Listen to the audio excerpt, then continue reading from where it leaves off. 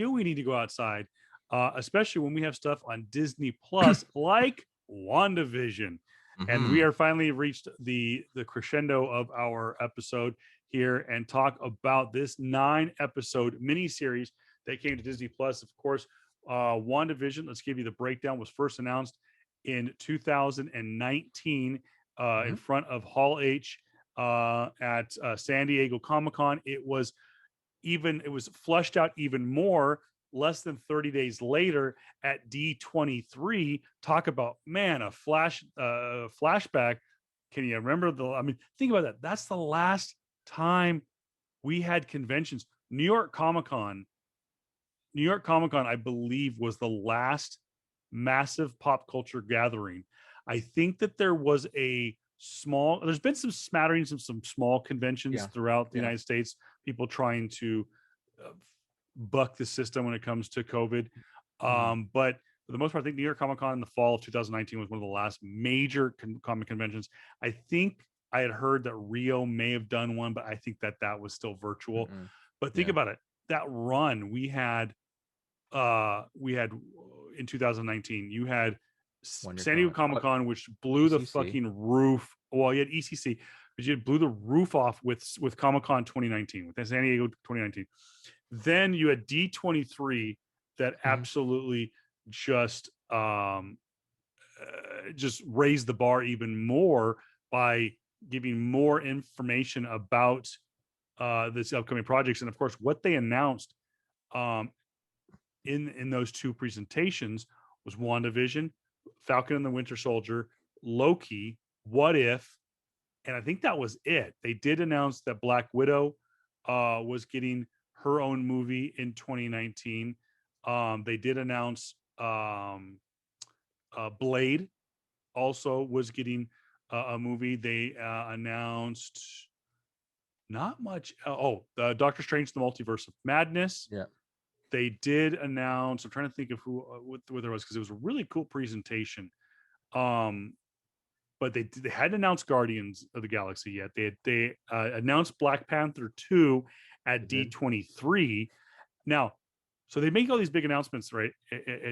At Hall H, Mm. including WandaVision, and they bring out Paul Bettany and Elizabeth Olsen, and they bring out Catherine Hahn, who was going to be playing the nosy neighbor, and they bring out which I thought was interesting, that they see they said Tayona Paris to play Monica Rambeau, and um, I was like, wait a minute, and it didn't hit me. I was like, that doesn't even look anything like Monica Rambeau from from the Captain Marvel movie.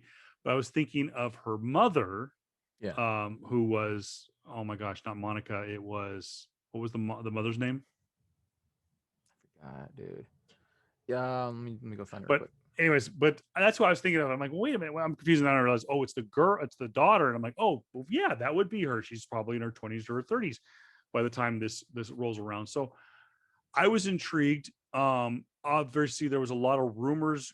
I was like, such a unique name too, WandaVision. Like, okay, obviously it's a combination of Wanda Maximoff and the Vision, but Vision's, well, at that point, we had seen in games, we knew that, well, we had seen Infinity Wars. We knew that Vision Mm. had died. We know that Wanda, who was dusted in Infinity War, had come back in Endgame. So we do know the fate of the two characters. We, of course, had the moment between Clint Barton and Wanda Maximoff at the end of Endgame, saying that, like, we hope that somehow they knew we won. And Wanda was like, they know, meaning obviously Clint was hoping that Natasha knew that they had won, and Wanda was hoping that Vision knew that they had won, both Mm. sacrificing themselves in the Infinity War. So there was kind of this. I'm like, okay, wait a minute, why are they doing this? I don't get it. Is this going to go back in time? Are we going to see like a Days of Future Past thing? And then there was rumors starting to come around that it was going to be thematic, based on different decades of TV. And I was like, well, okay, now I'm really freaking confused. What? They're gonna be in the 50s and it's Wanda and Vision and what? And then you've got Catherine Hahn, and you're going to have Monica Rambeau. Yeah. I'm Maria totally Rambeau, by the confused. way. Maria Rambeau was the mother. Yes. So I was really confused, but I was like, it's Feige. Feige's a great storyteller, and even Kevin Smith, who is such a huge homer for Kevin Feige, was like, Mhm. bro, what are you doing? Yeah. Okay, no, Feige, you haven't let me down yet. No, la la la. I'm gonna trust you on this one. This seems weird, but I'm gonna trust you on this. Falcon and Winter Soldier, that makes sense. Loki, he died, but that makes sense. What if? You have my attention. But WandaVision, and as more and more stuff get flushed, really, we had no idea what to expect for WandaVision until we saw that first episode, Yeah. which was 9 weeks ago, and it was called Filmed Before a Live Studio Audience. The audience. Now, Yeah. it's funny. I'm looking at the IMDb page. Uh-huh. Okay. And based on the IMDb fan filter, episodes 1 and 2, 7.5, 7.8. Not bad, above average. Now in color, episode 3, we see it's kind of the 60s, 70s theme to the show. 8.2. We interrupt this program, episode 4, 8.9. On a very special episode, 9.2. The Halloween Spooktacular, episode 5, 8.9, then 8.6, 9.1, and then the season finale gets an 8.6. But the level of fan approval went through the roof as the show progressed. So let's go to the very beginning. Filmed before a live studio audience. It opens up with a very Dick Van Dyke. First off, no, take it back. First off, we know this is going to be a Marvel Studios production because it opens up the Marvel Studios fanfare that we've become accustomed to, except as it comes to the logo being set and it says Marvel Studios, it goes from the traditional 6.9 or 16 by 9 aspect ratio, widescreen, down to the 4:3 black and white, and it the Marvel Studios logo becomes very subtle, very simple, not overly graphic with the flashing anime or animations. And we're like, okay, and it goes right into the kind of, like I said, the very Dick Van Dyke-esque opening to the show. And to me, it just starts off as a typical 1950s sitcom, very Leave It to Beaver, Dick Van Dyke, I Love Lucy, studio show. So I'm like, what the hell? But it's Wanda, and she's using magic, and it's Vision, and he looks like an android. It's like, I was okay. Where are they going with it? What was your first impression of episode 1 of WandaVision? Honestly, it took me a while to get into it. Like it was definitely one that, like, I watched, the first was it just the first episode came out. I mean, at the time that I watched it, we got two episodes on day one, so it's been it's been 8 weeks. 8 weeks. So the first time I watched it, I think I watched the first like 10-15 minutes of it, right? Very beginning. I think it was late at night. I just wanted, we got done with the podcast, and I said, I'll watch the first episode. And then I watched it. It was late at night. I'm like, okay, it follows very much themes of old school sitcom era, right? Yeah. Like very much Dick Van Dyke, very much. Honestly, I thought she was gonna go with what's that one old one where it was the wife was basically a witch. Yeah, she was a witch, and then her husband was Bewitched, which we did get. Yeah, we did get, right. I'm thinking like, all right, cool. It's in the same vein of it, right? So, all right, cool. Yeah, okay. Just small tidbit things. The live studio dance, the audience thing was a great little nod and add onto the screen, which they did. Which they did do. We found out later that Paul Bettany did an interview, and he said, because the first show is called Filmed Before a Live Studio Audience, and they typically what shows will do is they'll use canned laughter, which means canned means they have it in the can. It's fake laughter. It's pre-produced. Because a lot of shows don't get filmed before a live studio audience. Yeah. And WandaVision was. Yeah. WandaVision's studio, when they were doing the TV tropes, which means it was thematic towards the TV shows. Yeah. Obviously, it's like JJ. Yeah. There was a live studio audience. Who was it? It was actually the production team's family. Yeah. The only people allowed on set were the family members of the people working on the show. Yeah. So like, that was a cool little tidbit to see that I saw.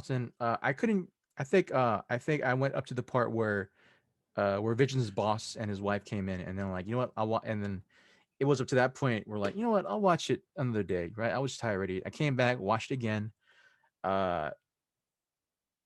It was cute. It was kind of funny. Where like they had the separate beds, and the tropes were like, something was brushing outside. They both hide under the covers, and they figure out what was outside. All that stuff. That was episode 2.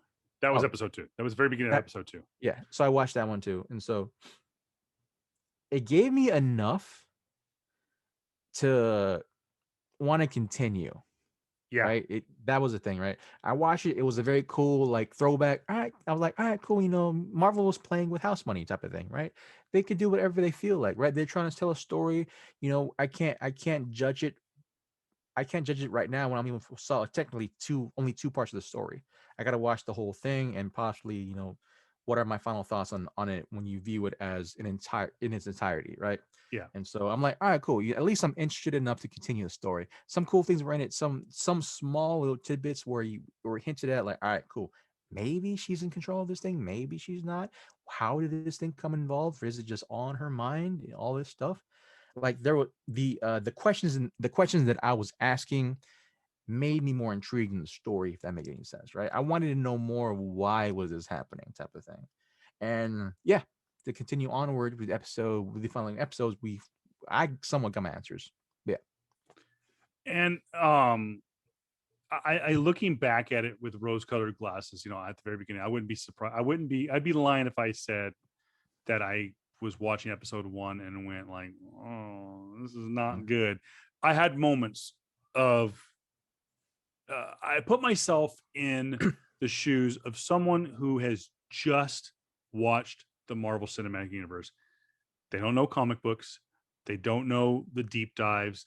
They don't read trade paperbacks. They don't read fan fiction. They're not into it. They just watch the movies and they're like, oh, well, they told me that this is the new thing. This is the Marvel. Because I met plenty of people that are just as diehard Marvel Cinematic Universe, Marvel Studios fans as I am. And I was like, and I asked them, I said, hey, you gonna watch WandaVision on Friday night? And like, what's WandaVision? I'm like, dude, it's a new show from Marvel Studios. Like, but Vision's dead. I go, I know it's something new. It's a TV show. Whoa, it's a TV show? Oh, I don't have to watch that. I'm like, no, they're tying in. And I put myself, when I was watching the show, I put myself in their shoes. And I also put myself in the shoes of the people that, my friend, I watched Endgame. That was my first, hey, I'm going to get into this Marvel thing. Oh, this is the new Marvel thing. I want to watch it. And I work with someone who did that. They're like, dude, this kind of sucked. And they got about halfway through the first episode. Like, this kind of sucks. I don't get it. But you and I knew enough that there was rumors that WandaVision was going to be playing with two themes. House of M, which was where Wanda basically has a mental breakdown and speaks mutants out of existence, and shows her ability as a mutant to be way more powerful than she should be. And also, it was dealing with themes from the 2015-2016 series from Marvel's comics called The Vision, or The Visions, I think it was called. The Visions, yeah. The Visions, which was where Vision, within canon, synthesized his own family and had a wife. I can't remember what her name was. Had a son and a daughter named Viv. Now, Viv and Vision still exist within the Marvel comic universe still to this day. Viv is very much a huge part of the champion. Well, I don't know if she's still with the champions. I can't recall. I can't remember. but she's a great character. Yeah. So funny. Really, really well written. In the champions group with Kamala Khan and the Hulk, Amadeus Cho, and whatnot, and what's his name, Nova, Yeah. not the young Nova. Anyways, Yeah. No. going in with that predetermined notion, I'm like, okay, let it breathe. Let it. It's like a bottle of wine. Open her up, sniff it a little bit, let it sit, let it breathe, let it get its legs, and we'll go from there. And that's what I did. That's why I'm kind of grateful that the first two episodes were only 26 minutes less. They were less than a half an hour Yeah. in the Yeah. in the theme of the old TV shows that they were based on. And I also liked that they did give us the first two episodes in day one, and that episode 3 is where it really kind of jumped off. But I will say this, much like a lot of people, when the credits hit in episode 1 and it went to color for the first time, that the show ended, and then of course the end right before the credits hit, we see in full aspect ratio and in color, we see someone sitting on a computer. We only see from about here up, from like they're about their elbows up. We see someone at a at a workstation with a computer in the background. It has the sword logo, and they're Yeah. watching WandaVision on a TV show, like TV set, like it's a TV show. And we went, oh, and then credits, and that's how the show ends. No end credit scene, no mid credit scene, no second half to an episode. And I remember my wife and I were sitting there watching it, going like, wait a minute, we're supposed to get Monica Rambeau. We're supposed to get when Darcy is in this. Jimmy Woo is in this show. When are we going to get to see these guys?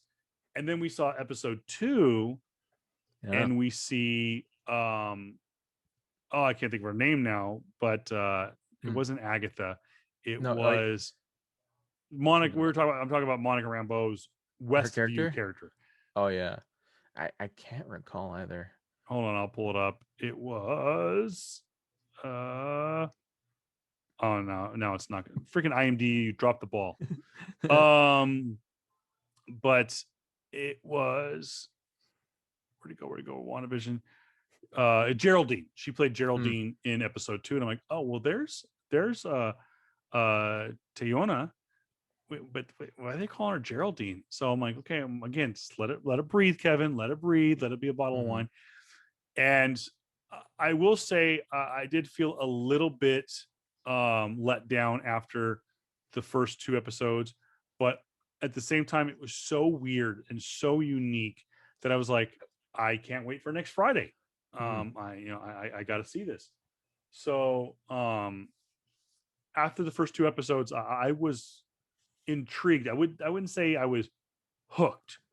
I wasn't hooked yet, but I was colored intrigued. What were your thoughts after the first 2 episodes? Yeah, it was very much like, it was one of those things where like, okay,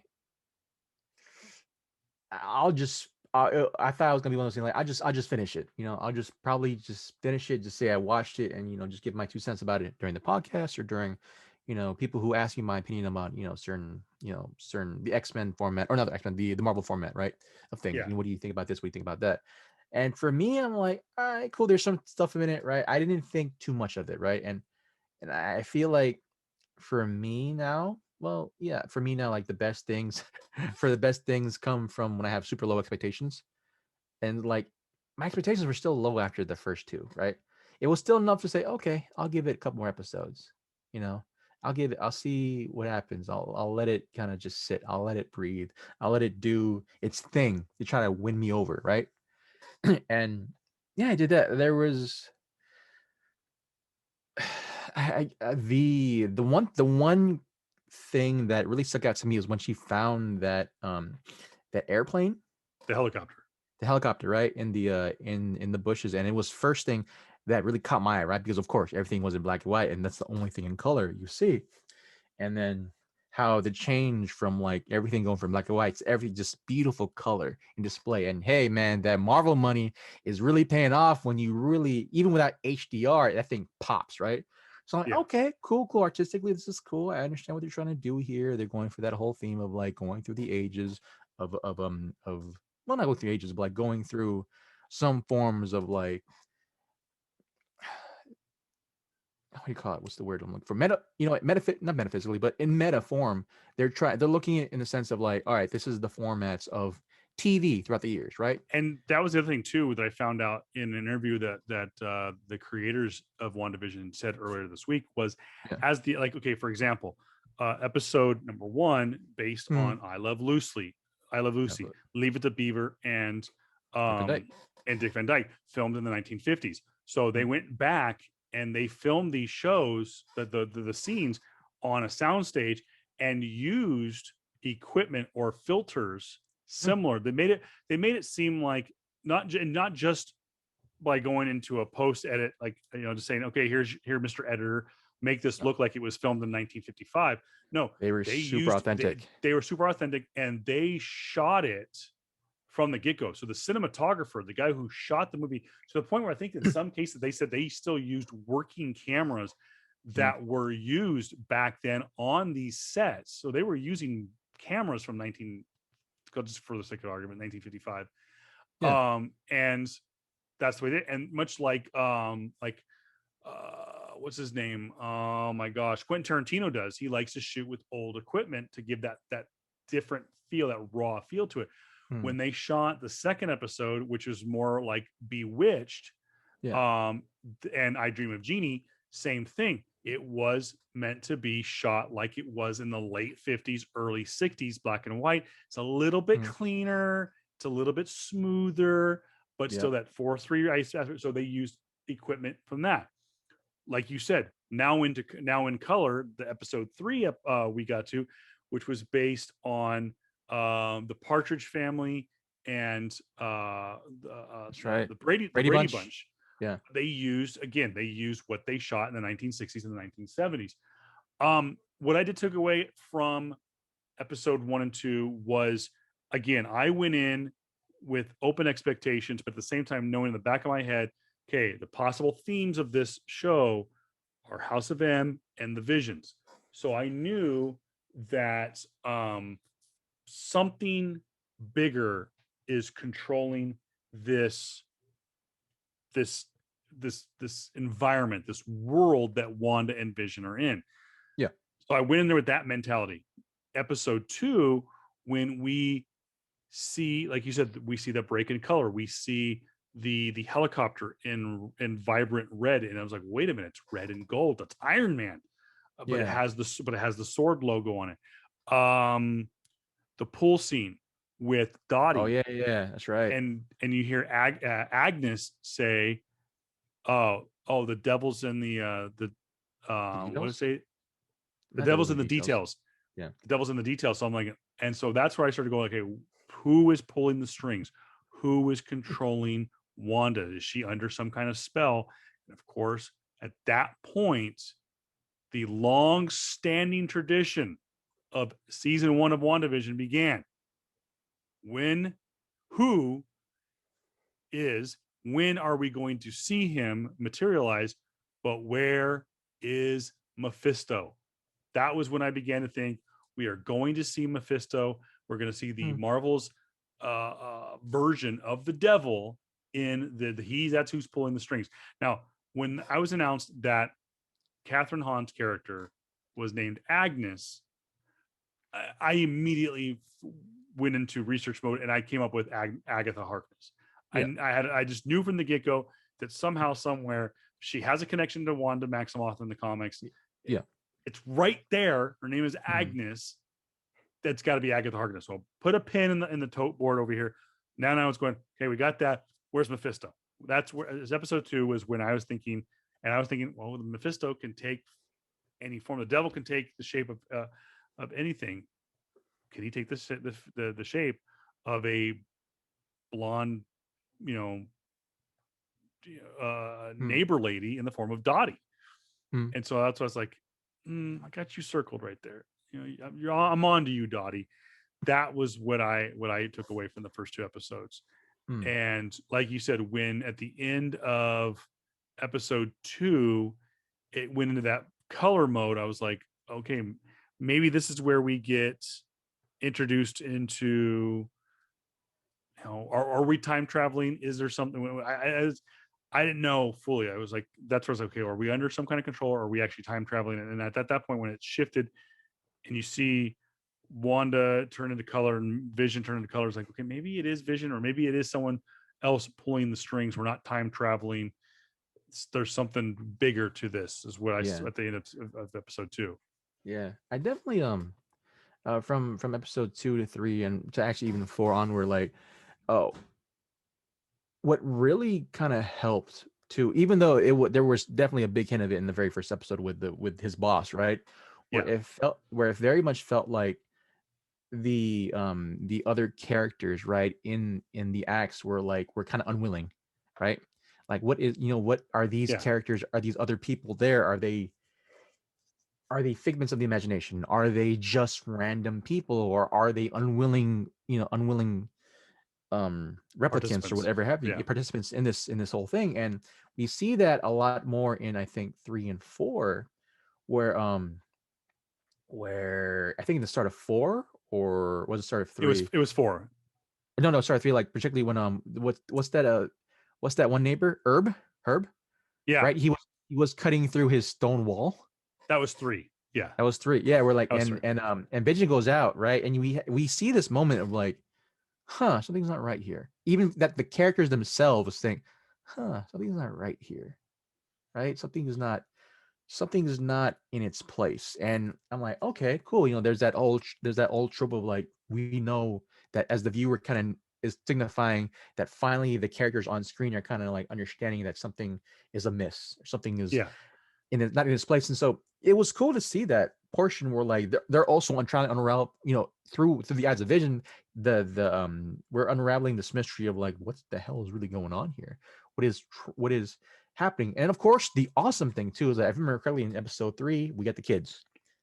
Remember? Yeah, And I was just gonna say, at the very end of episode 2, we see also a beekeeper, mysterious man, come out from a manhole, that's right. with a bee suit with a hexagon logo. Of course, the conspiracy theories began to think, okay, why is there a guy standing in the middle of the street with a hexagon logo on the back of his bee suit? He's got bees all over him. And Yeah. so people started to speculate that was AIM. Now, in the comic books, AIM, Advanced Idea Mechanics, which was ran by, well, it's already been introduced in the Marvel Cinematic Universe, that AIM was created by Idris Killian, aka That's right. the second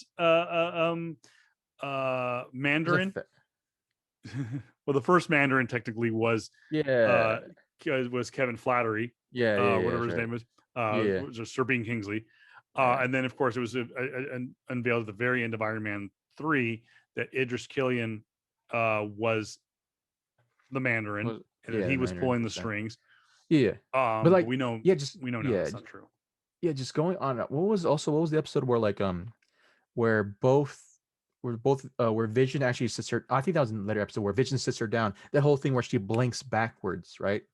Like, she blinks That was at the very end of, well, that happens a couple of times.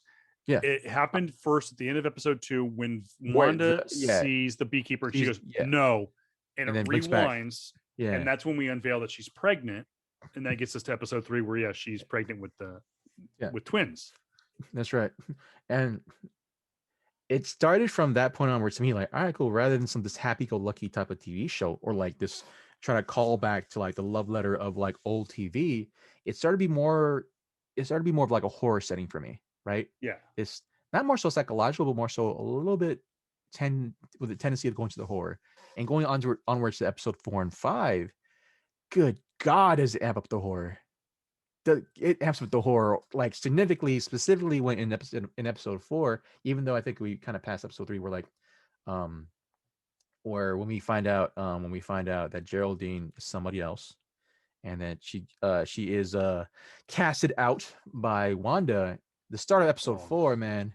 The start of episode 4 was crazy. Finally, we finally get like an answer to like what happens to those who gets blipped back to existence. Exactly. So we see at the end of Now in Color, we see that Wanda is pregnant and that her emotions are tied to her surroundings as well. So we Yep. know this is where the House of M is getting in, where she's losing control because she's in labor, Mhm. and she gives birth to twins. Geraldine helps her in the birthing process, and then of course she has a pendant around her neck, and it looks like a modified version of the sword logo, and it sets Wanda off. Wanda casts her out of Westview. She goes flying through the air, and the last scene is we see Geraldine thrown from this prism, and lands in Yeah. the real world. Yeah. And she looks in the camera, and she's got all these army guys around her, and that's how the show ends That in was actually episode that. 3. I That don't was know. the It's end of episode episode 4. 3. Actually, that's the end of episode 4. No, episode 4. Well, Yeah, it the end of happens. It happens twice. twice. Yeah, but we In don't real actually. time, in Yeah. real time, it show in the show Now in Color, Yeah. she's cast out because Vision is out talking to Yeah. to To Herb. Herb and And Agnes. yeah. And Agnes looks at her and goes, and looks at Herb and says, "No, don't talk about it."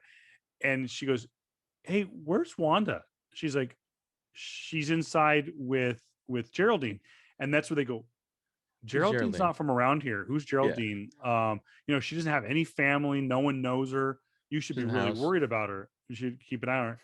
And so that's when I was starting to go like, well, who's the real bad guy in this? Is it Yeah. really? Because there was moments where Catherine Hahn kind of insinuated like, "Oh, she's doing something. She's twisting people on this." But at the same time, um, knowing that Geraldine is really Monica Rambeau, it's like, well, wait a minute, Geraldine can't be the bad guy.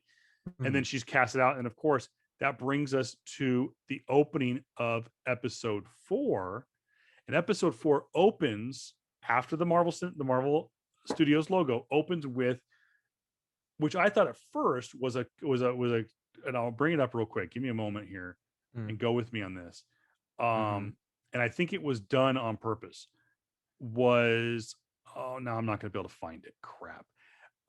It might be on my other computer, but there's a famous cover from House of M that has a picture of Wanda as the Scarlet Yeah. Witch, and her face Her is in face little kind of people. squares. It's kind Yeah, I of know what cover you're art. talking about. So Yeah. the opening of episode 4 is you see it zoomed in, and you see these particles coming back together, and they look like little squares, almost like a reverse of that famous House of M, the House of M cover. Cover. And Yeah. all of a sudden you see, well, wait a minute, that's Geraldine sitting in a chair in a hospital room. And then all of a sudden you hear mass hysteria going on. She gets out there. We know now that that is not Geraldine, that's Monica Rambeau. And she's Mhm. looking around, and she's trying to find someone, and she finds someone she recognizes. It's a nurse, and the nurse looks at her and was like she's seen a ghost. Mhm. And she kind of brings her up to speed, and she says, "Well, where's my mom?" And she goes, "Hun, your mom died 5 years ago." 3 Now, years ago. knowing 3 years. knowing what, well, Yeah. no, it. No, 3 years ago because Oh, it's right. Her Geraldine. mom, Yeah. Geraldine, disappeared 5 years 5 years before. ago. Yeah, Yeah. that's right. Her mom died 3 years. So she goes. So that sets in our tone in our head. We're like, okay, she blipped. She was Yeah. snapped out of existence. So now we know that. What was her name? Monica's mom is Maria. Maria Maria. Rambeau. We know now that Maria Lambeau doesn't exist. She's dead. Yeah. And so we see now we see zoom in. We see this. We see the Sword headquarters. Mhm. We see Monica Rambeau report back for duty to Sword. We find out that she was a big time player within Sword. She was going to be a part of Mhm. this cosmic She's gonna program. she's gonna be the head. She was supposed to be the head. That's right. She was going to take over for her mom. We Yeah, know for now that mom. her mom, for those of you who've seen Agents of Shield and know the Wall of Valor, in Agents of Shield, anyone who is an active agent who has fallen in the line of duty gets named. It's their name in it. Shield headquarters gets put into the Wall of Valor, and a few people have their name and their photo. So much in the light of the Wall of Valor in Sword, or in Shield, you see the same thing in Sword at Sword headquarters, and you see Monica or Maria Rambeau's face. It says founder, and it's on this wall, and they kind of hinted at that this is the wall of valor of agents of Sword who have passed away. Of course, she's now flanked by the new director of Sword, who is I forgot the name of the as Kevin finds that one. I just wanted to say, just finally we have like at least some different interpretation of how the blip happened. Like people who blip out of existence back into it, because director Tyler Hayward, director Hayward. Yeah, prior to that scene, the only type of recognition we got, after from people blipping back into existence was that small scene in Homecoming, no, in Far From Home in Spider-Man 2, where they make some small cutaway shot of the band of the high school band, in the basketball game, in the basketball game. That was it, and they saw that as comedic, right? When really, if half the population of let's say 4 billion people, right, just blip back into existence, right, from where they were 5 years ago, I would imagine the amount of chaos that would ensued, right? Like, I just want to even I don't even want to imagine the people who were in airplanes. Which there's the I think it's Comedy or Die, or what's it called? Yeah. Something or Die. I think the warped zone on YouTube addressed that issue with people that all of a sudden you see people in like a radar air traffic controller, like, oh my gosh, there are dozens of bogies above the Atlantic, and they're like, can you get audio? And it's like you hear people screaming, all of a sudden you hear splash, splash, splash, splash, splash, and all of a sudden on the radar there's no signal anymore. It's like radar malfunction. No, it'll be just crazy to think, dude. Like if you were on a cruise ship in that timeline, and out of nowhere you're just in the middle of the freaking sea. That would be scary as hell, just even think about. Or even like, just the amount of people that they have finally made some recognition to understand that, hey, we would barely have enough resources as is to help satiate the whole world now at that point. That was a good storyline for them to finally pull in. I would love to see some type of like side storyline, or like maybe some side tidbits of like, how did the world recuperate with finally 4 billion people coming back into existence? What would happen if let's say you and I, Kevin Pillow and me, JR, we would blip out of existence, and then 5 years we come back. Let's say our loved ones moved on without us, or let's say, I don't know, maybe your wife would get remarried or something like that. Just to have that type of concept, just have that type of mindset, like, dude, like, what did she do with my comics? Exactly.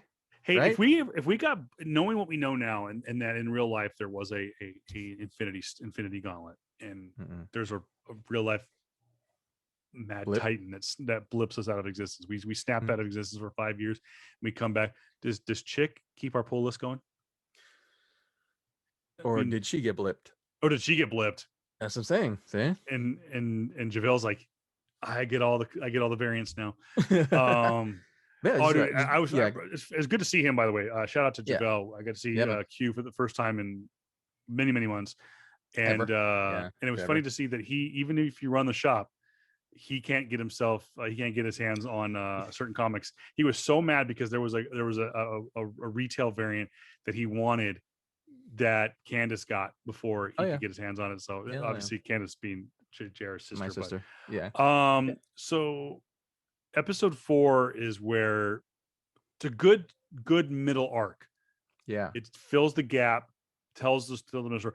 Now also in this story, of course, we get introduced to Monica Rambeau. She gets assigned to this event, this case. It was a missing persons case, and said you're going to meet with an FBI agent from San Francisco who's following the same lead. She shows up on the outskirts of Westview, New Jersey, and she meets Agent Jimmy Woo. Now, the last time we saw Agent Jimmy Woo was at the end of Ant-Man and the Wasp, where he was the FBI agent assigned to Scott Lang post Civil War. He's following a missing persons, which, by the way, spoiler alert to our own spoiler, did they ever address who the missing person was in the show? No, I think they said missing town. It wasn't a missing person. Oh, Like a okay, whole okay. town was gone.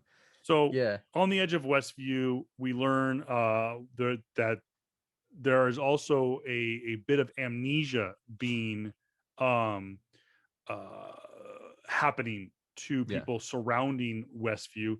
And right at the town line, we see this kind of blurry, almost kind of like if you get too close to a television, force field around the city of Westview, New Jersey.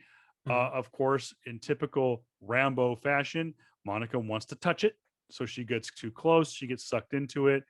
And then we also see a cut scene to 24 hours later.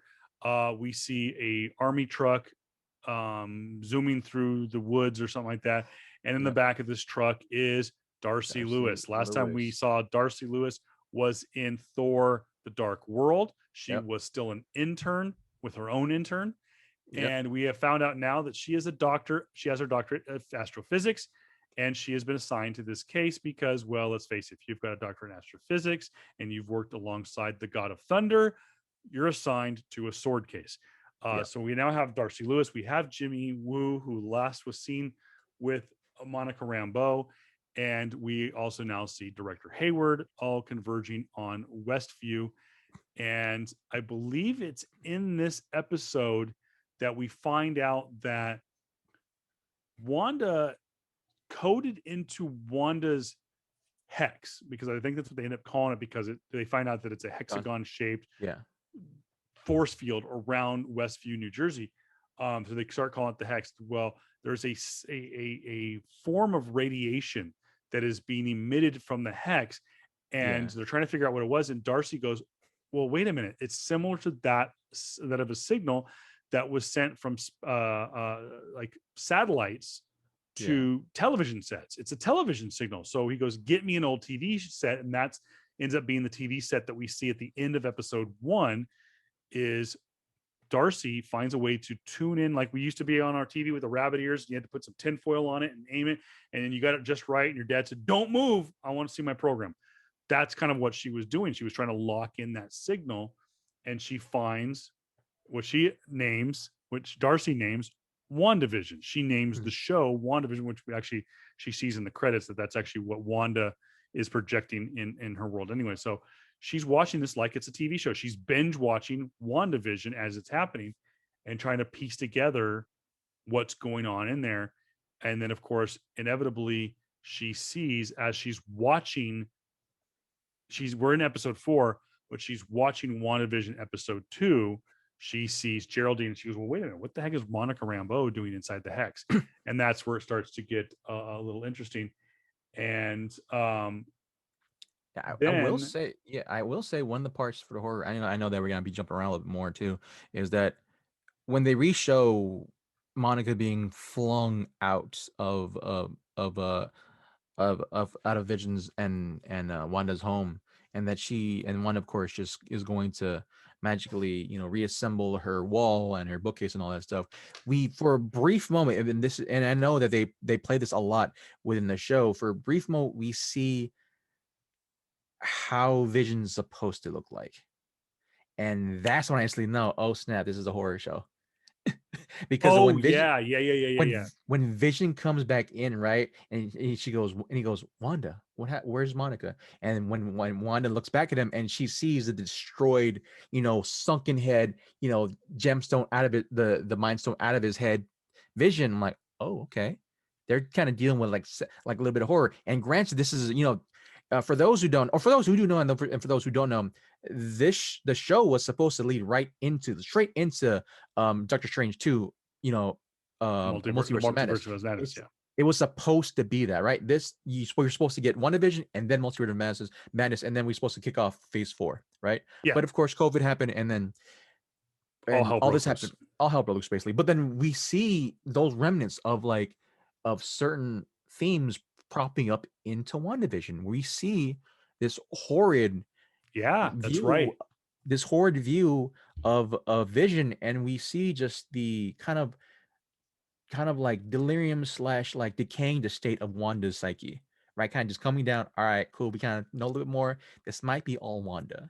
For me, I'm like, okay, this might be all Wanda. This might be just her thing of like her grieving process, her type of thing, her type of thing where she's trying to really understand what's happening. Granted, of course, for the she also got blipped out of existence, right? Yeah, E- Wanda was e- blipped, but then came back at the end of Endgame, yeah, obviously. like so for her, if it doesn't feel like 5 years, it felt like it just happened. Like the world, to be that person where Yeah, you come back and yeah, your loved one not just died, but you can't find that person anymore. And like this is the cause for that. And yeah, it was just definitely at that point. I'm like, all right, cool, I'm in. I mean, granted, I was already in when they showed me the reblip part, the reblip that happened in the beginning that of was it. so cool. Yeah, That was so freaking cool, dude. I'm like, all right, cool. They're flexing the muscles now. They're putting more money in it, more money into the show, and we've gone from the. Actually, we were still in that era of like 70s sitcoms, right? Still at this yeah. point. Because the last we saw the last episode that we saw was Wanda in, like I said, very much a kind of a Brady Bunch esque Yeah, ending to the episode with yeah. her have you seen blissfully with the kids and stuff like that. Now we don't get to see inside of Westview at all Mhm. during episode 4. It's all about what's going on outside of the hex and leading up to it. And of course, we fill Yeah, in the gaps that the events of episode 4 are taking place from the moment we know now, from the moment that Wanda Maximoff took over the town of Westview, and mm, through the events of um of episode 2. yeah, So they're kind of telling the parallel timeline. So here's what's happening inside the hex. They're telling what's going on right here.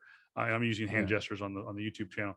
Um, but we then, like I said, I forget what the culmination to episode 4 was, but we know now that in episode 5 we're going to go back inside the hex and we're going to find out about the kids. And it starts yeah, off with Wanda and Vision.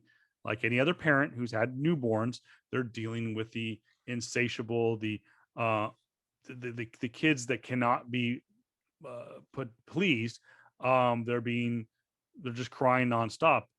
yeah, We now see kind of an 80s theme, very growing pains, yeah. Full House. um What's the other one?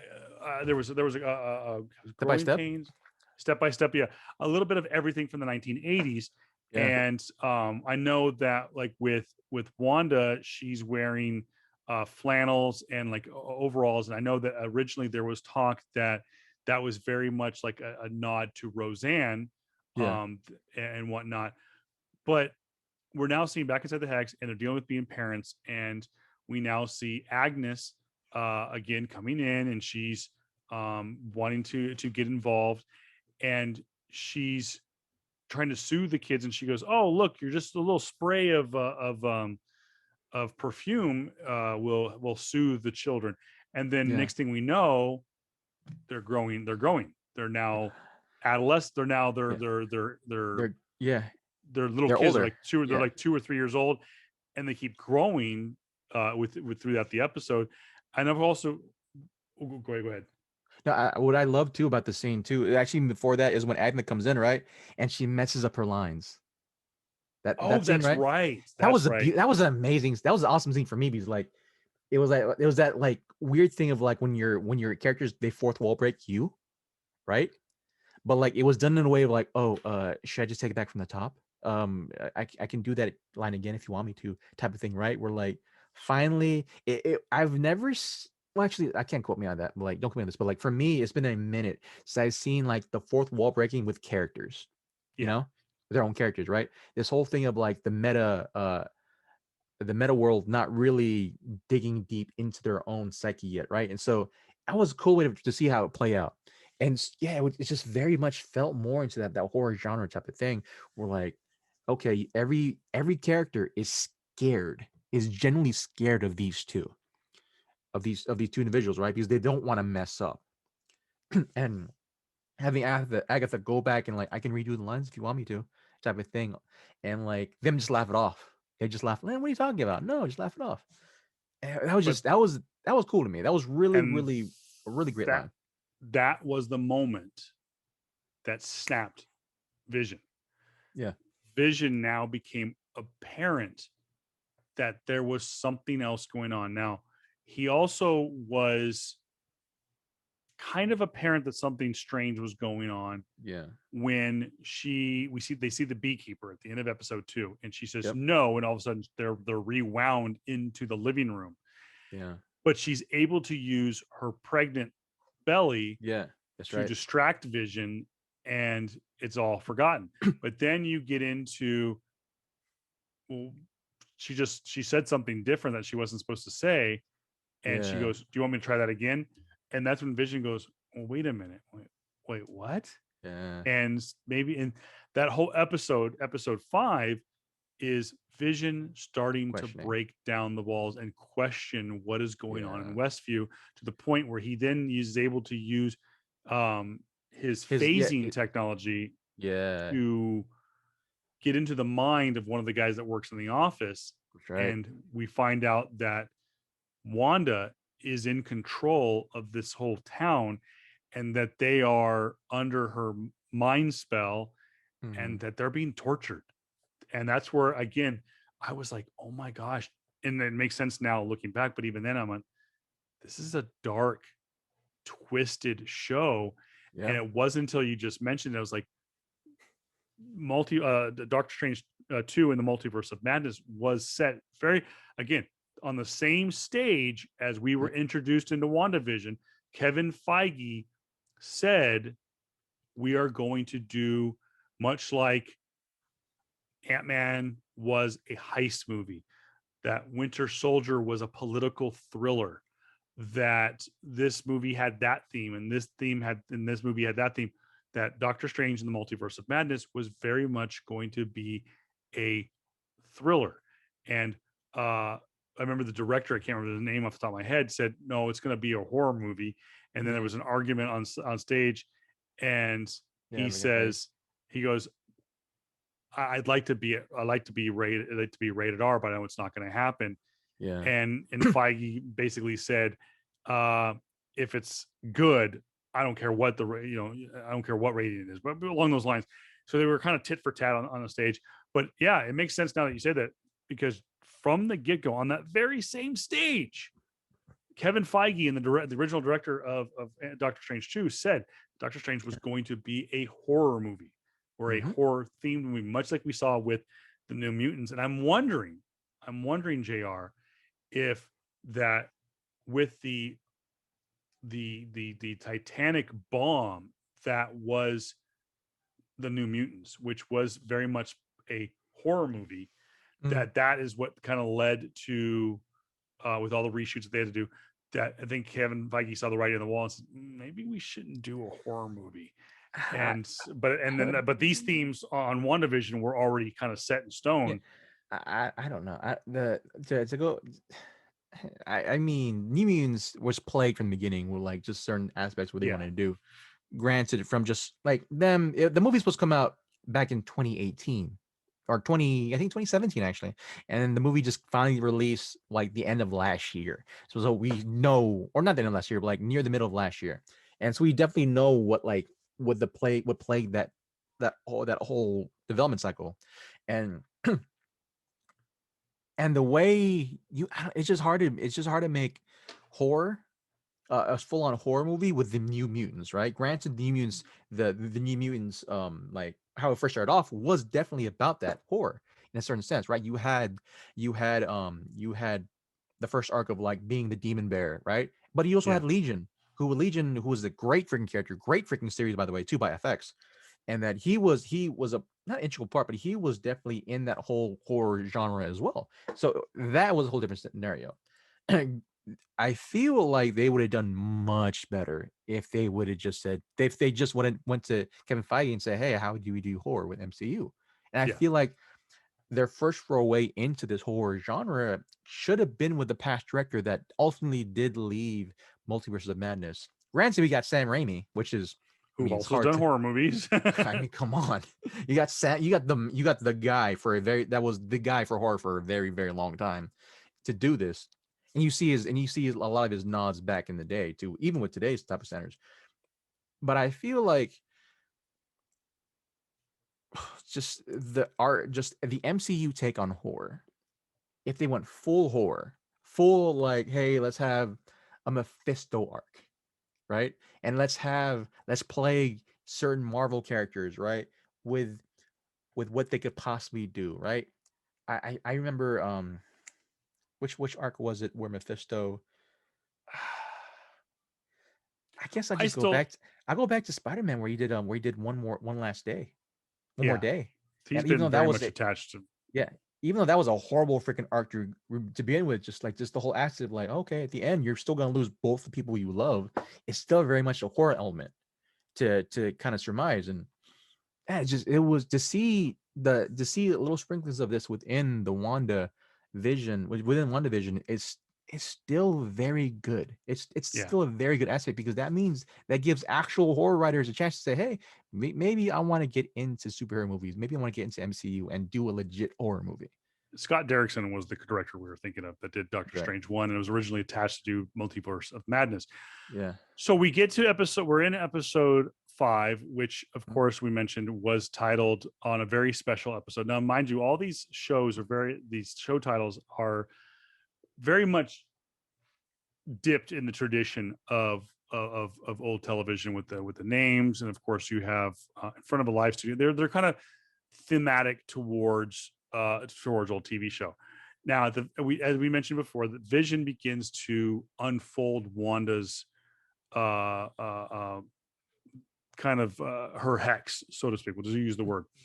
Yep. And at some point during the episode, we also see that we find out what that helicopter was, and it was Sword sending in an advanced vehicle to spy on Wanda. But what little do we know is that when she does that, when Sword does that, they go to spy on her. That Sword actually had armed the vehicle and was trying to kill Wanda Maximoff. Before they could kill her, Wanda takes control of it with her magic and throws the vehicle out of the hex. Of course, it's dripping in her hex magic or whatever. Then we see for the first time, we see Vision. Sorry, I've got Wandavision on here for research. For the first time, we see Wanda leave the hex, and she comes out, and she's in her full, for lack of better terms, Scarlet Witch outfit. Yeah. And she addresses the Sword contingent that's outside Westview, and basically said, just leave us alone, let us live our lives, blah blah blah. And her accent, her Sokovian accent, her Russian accent kind of goes in and out. Yeah. And then, very much reminiscent of a scene from X1, she uses her powers of manipulation on the Sword troopers. Yep. And has them aim their guns all at Director Hayward. Now, what scene are you talking about from X1? Where we're talking about the way that Magneto goes, silly humans and their silly guns, and he uses magnetic powers and turns their metal guns against them, and turns them against the police and the soldiers and stuff in X1. So everyone's like, whoa. She's dipping into Magneto territory here. She goes back into the hex. They find Sparky. Sparky's dead. Of course, Sparky, the dog, named after Sparky from the Visions comic book series. And it's Agnes that actually finds Sparky, by the way. So that's, you got to remember that. Just make note of that. It is then, like I said, Vision sits Wanda down after they have a little standoff, but they sit down and they're like, Wanda, what is going on here? He tries to nothing, hon. We're just two married couple, blah, blah, blah. And she goes, yeah, but every time we try to have a conversation about this, you distract me. And then the doorbell rings. And she goes, see, one, or Vision goes, see, and he goes, Wanda's like, that wasn't me. So they go to the door. Wanda stands there, awestruck, goes out. We see now, then we see from the vantage point of Darcy watching from outside the hex, going like, wait, what? What's going on here? And much like a old TV show with a twist at the end, we see Wanda answer the door. The camera shoots from behind the person at the door, and you see a very Silver-esque hair and a black leather jacket. And you have to think it's Quicksilver. It's Pietro Maximoff. And then we see it from the other side, and it's not Aaron Paul or Aaron. What's Jason? Was it Aaron? Jason? What's his name? Yeah. Anyways, it's not Pietro from Age of Ultron. It is Evan Peters, the Quicksilver, the Peter Maximoff from the Fox X-Men universe. Now, I will say, I absolutely lost my shit when I saw that. I was like, they did it. The multiverse is here. It's official. Like, there's no fake Mysterio that was a guy that worked for Stark Industries that pretended to be from the multiverse, even though Peter Parker said in Far From Home that the multiverse does exist. You know, and by the way, knowing what we know now, having Maria Hill and Nick Fury in the same room, we know that they're not. It wasn't Nick Fury and Maria Hill in Far From Home. It was Talos and another member of the Skrulls. Maybe that should have been foreshadowing that there really is a multiverse. So, anyways, we go back to episode 5. That's how it ends. Pietro, she goes, Pietro? Like, she recognizes him for a moment as her brother, but at the same time, it's kind of like, Pietro? Like, question mark? And is unsure about it. And then, of course, Darcy, again, back in the outside the hex, goes, why'd she recast her brother? And that's how the episode ends. And I'm like, oh my goodness. And of course, that gets us to the Halloween Spooktacular, where we get to see Wanda dressed up as a Sokovian fortune teller, and Vision dressed up as a Mexican wrestler. But we'll get to that. JR. End of episode 5. Evan Peters is at the door. What was going through your mind when we see Peter Maximoff? Well, even before that, I think they have another I think both Vision and Wanda have another conversation where they meet up again. I think after Sparky or before Sparky, right? Yeah. Where after Sparky, where he talks to Wanda about like, hey, I did my phasing thing to my coworker at work. I know what you're doing, type of thing, right? What's going on, Wanda? And then she snaps back. She reverses time again. She rewinds it. And I thought that was cool. Where like she's playing with different realities. Yeah.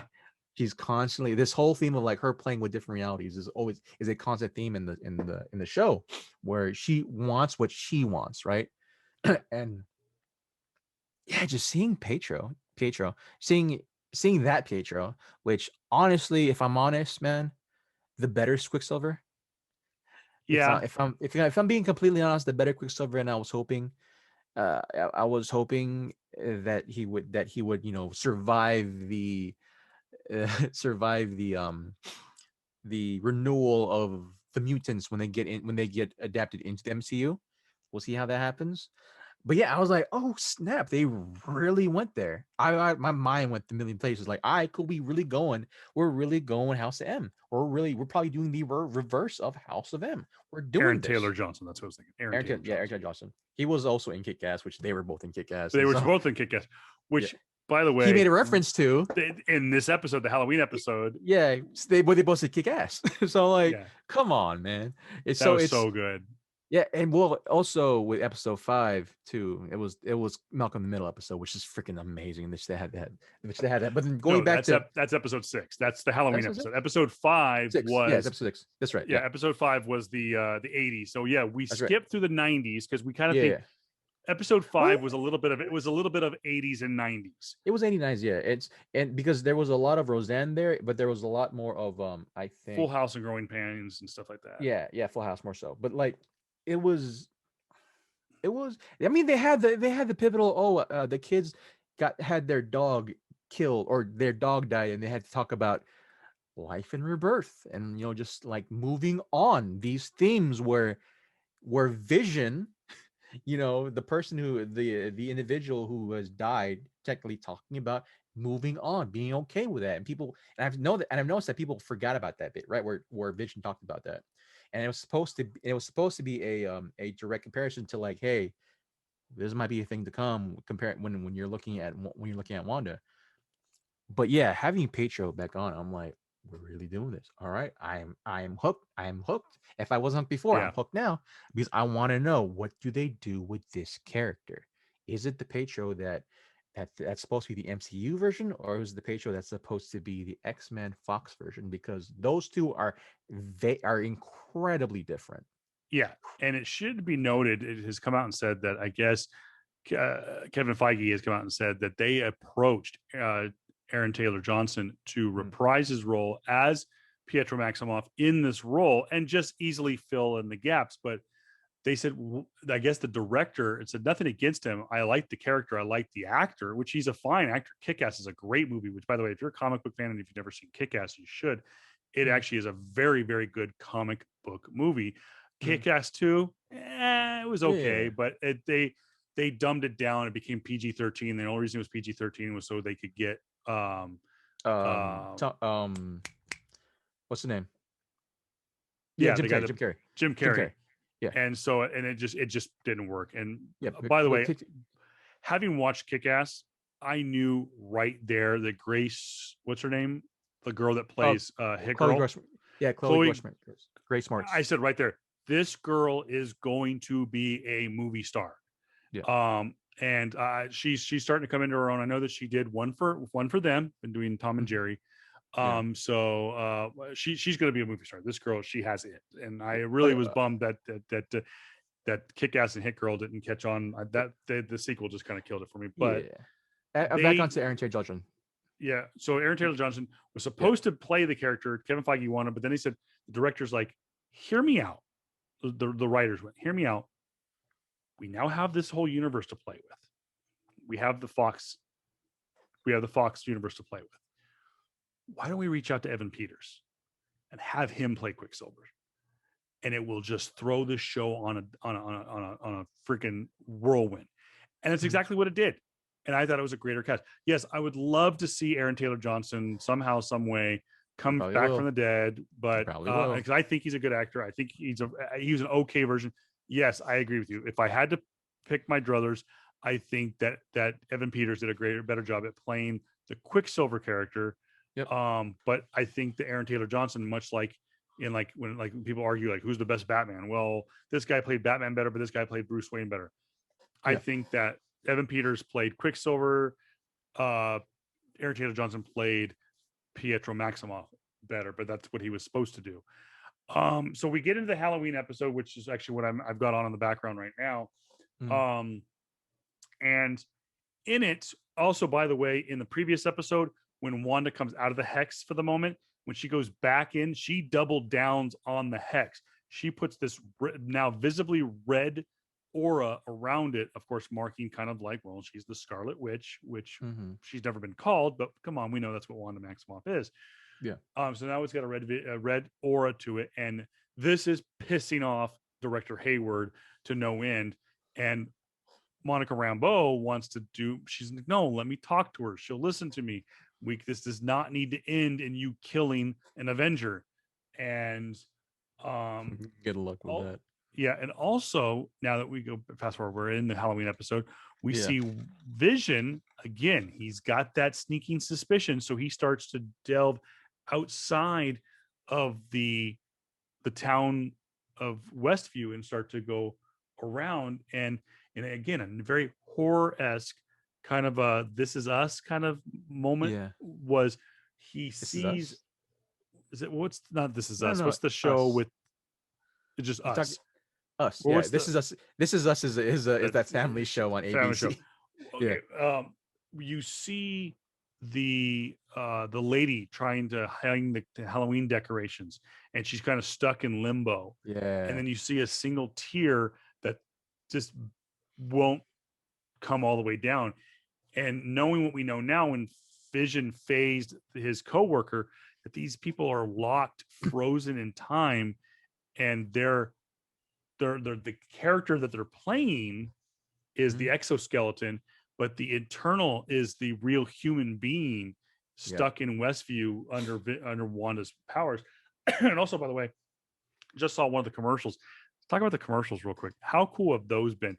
You had the toaster created by Yeah. Stark Industries in episode Yeah. one. You have the The Hydra watch. soap, the Yeah. watch, the Strucker 9000, Yeah. the creepy Ugh. magic Go-Gurt with the kid who Yeah. dies on the island. Yeah.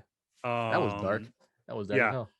all kinds. I did like it because there were people like, oh well, the commercials are the Infinity Stones. That was a theory about that, but of course it was debunked. By the Mhm. way, we're taking it from a comic book standpoint, but not as deep dive. If you want to see a really cool, get your freaking 12-sided dice, drink your Mountain Dew, and eat your Funyuns while listening to freaking Led Zeppelin in your mom's basement, take on WandaVision, check out nerdist.com and check out Dan Casey's videos. But because this dude, what's that meme from the guy? Who was the guy's name from Always Sunny in Philadelphia? He was also Oh, like him. in, was Yeah, it? yeah, yeah, yeah. You're talking about like the theories were like The it's series, and he's got the pins all over the wall. yeah, Dan yeah, Casey is that guy. He is the visual. He is the full version of that meme and whatnot. So, um, also in the Halloween episode, we do see that we could see kind of second grade, third grade lay age version of Billy and Tommy. Which, by the way, also yeah. we get to see Billy and Tommy, which are the real life names of Speed and Wiccan. No, Yeah, the Wiccan is no, it's yeah, it's basically the other kids of both it's the Wanda and real Vision. life, yeah, the real life offspring, the Yeah, physical yeah, offspring of Wanda and Vision. and Vision. Yeah, And we see that one of them gets their powers. Speed gets his powers. He has the yeah. ability to run Be a fast. quickster.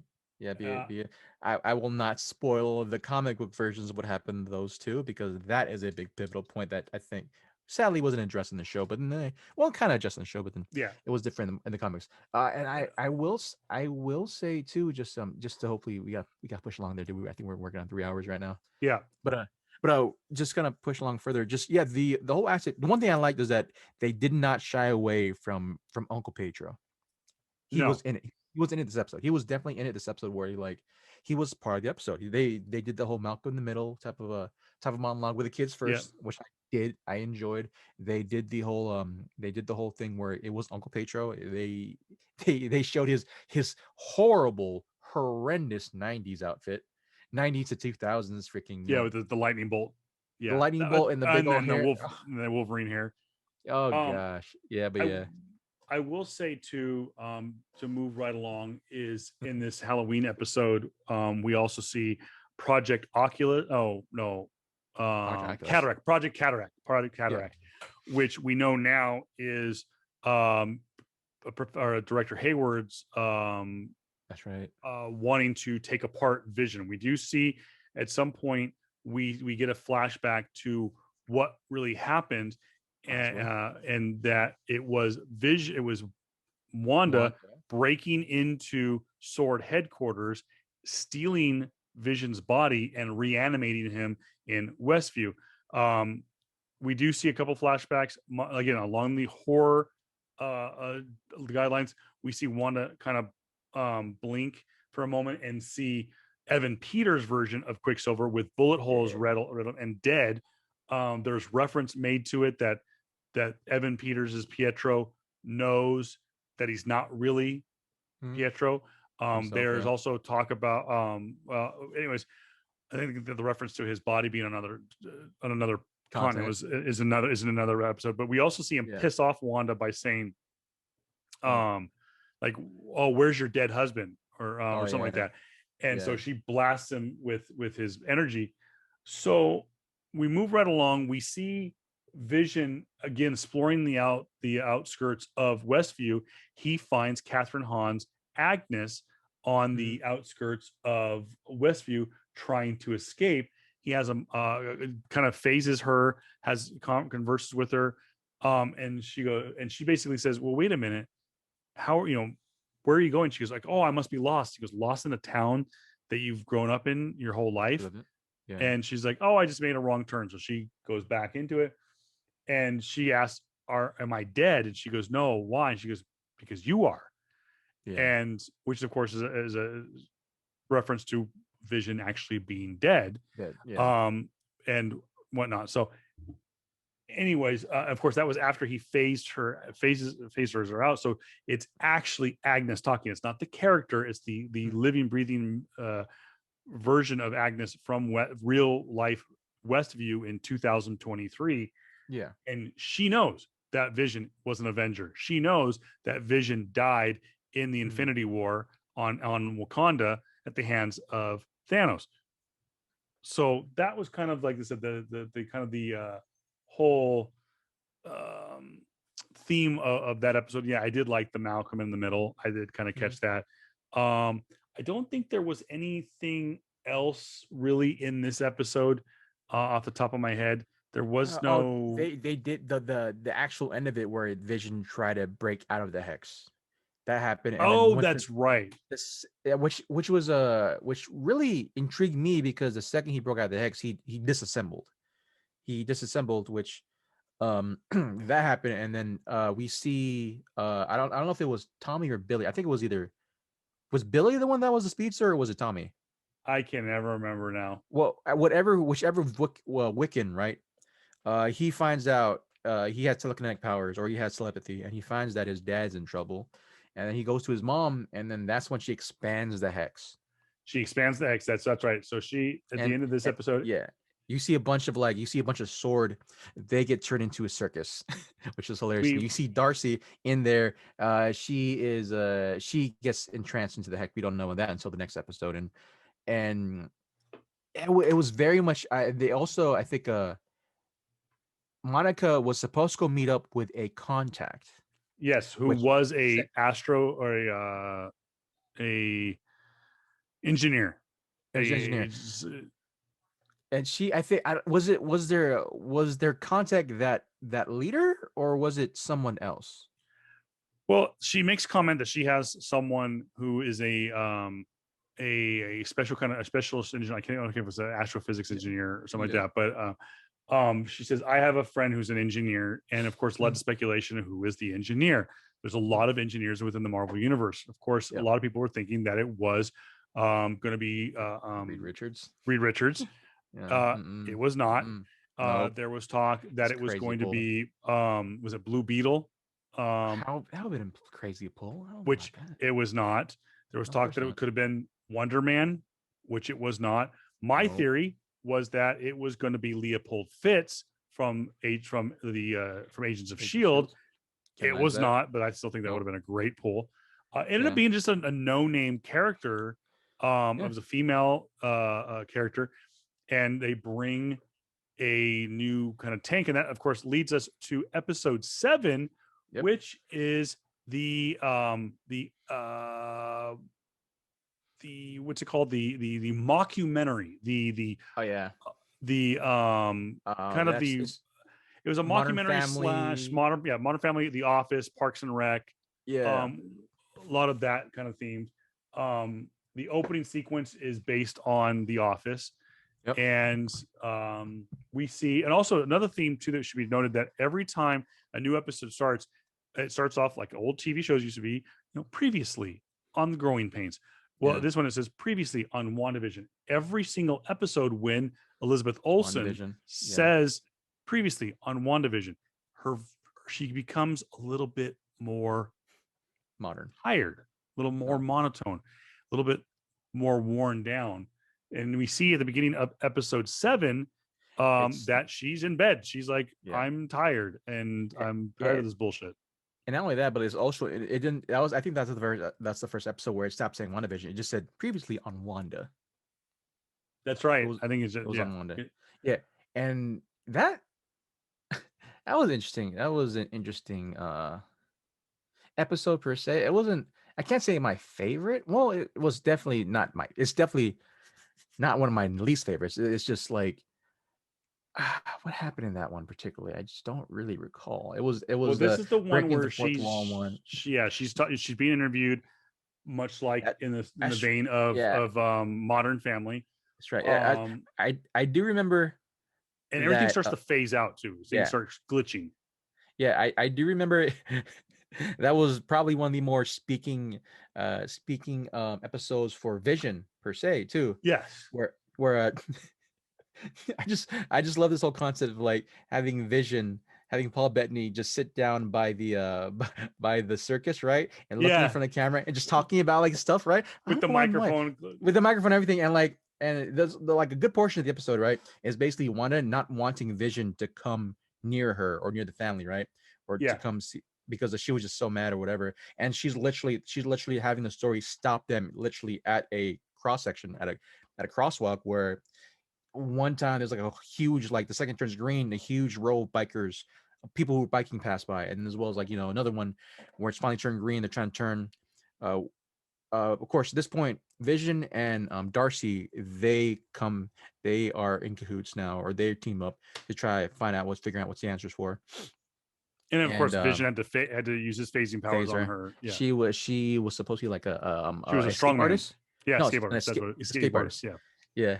And yeah, it was just it felt, yeah, very much like the comedy of Modern Family, where you have just this ongoing occurrences of like just hilarious stuff. We don't see sadly, this is the decline of, for me, this is the decline of Pietro, aka Quicksilver, in the series, where we don't see him for the next couple episodes. We Well, don't. although we do see, which was cool to me, the the appearance and first appearance of Photon, aka Monica Rambeau, plugging through the hex, and we see I think it was that episode, right? We see Yes, various forms of her. we Yeah, do. What ends up happening in this episode is that's right. Yeah, she meets her engineer friend. They have this yeah, like this kind of like a big old huge like SUVs thing. It was almost kind of like those beasts that were from the movie Armageddon with Bruce Willis yeah, yeah, and so that like armadillo, it's what they called it. yeah, And yeah. you see it try to plow through, and Doesn't work. the hex spits it out like, no, you're not coming in here. Yeah.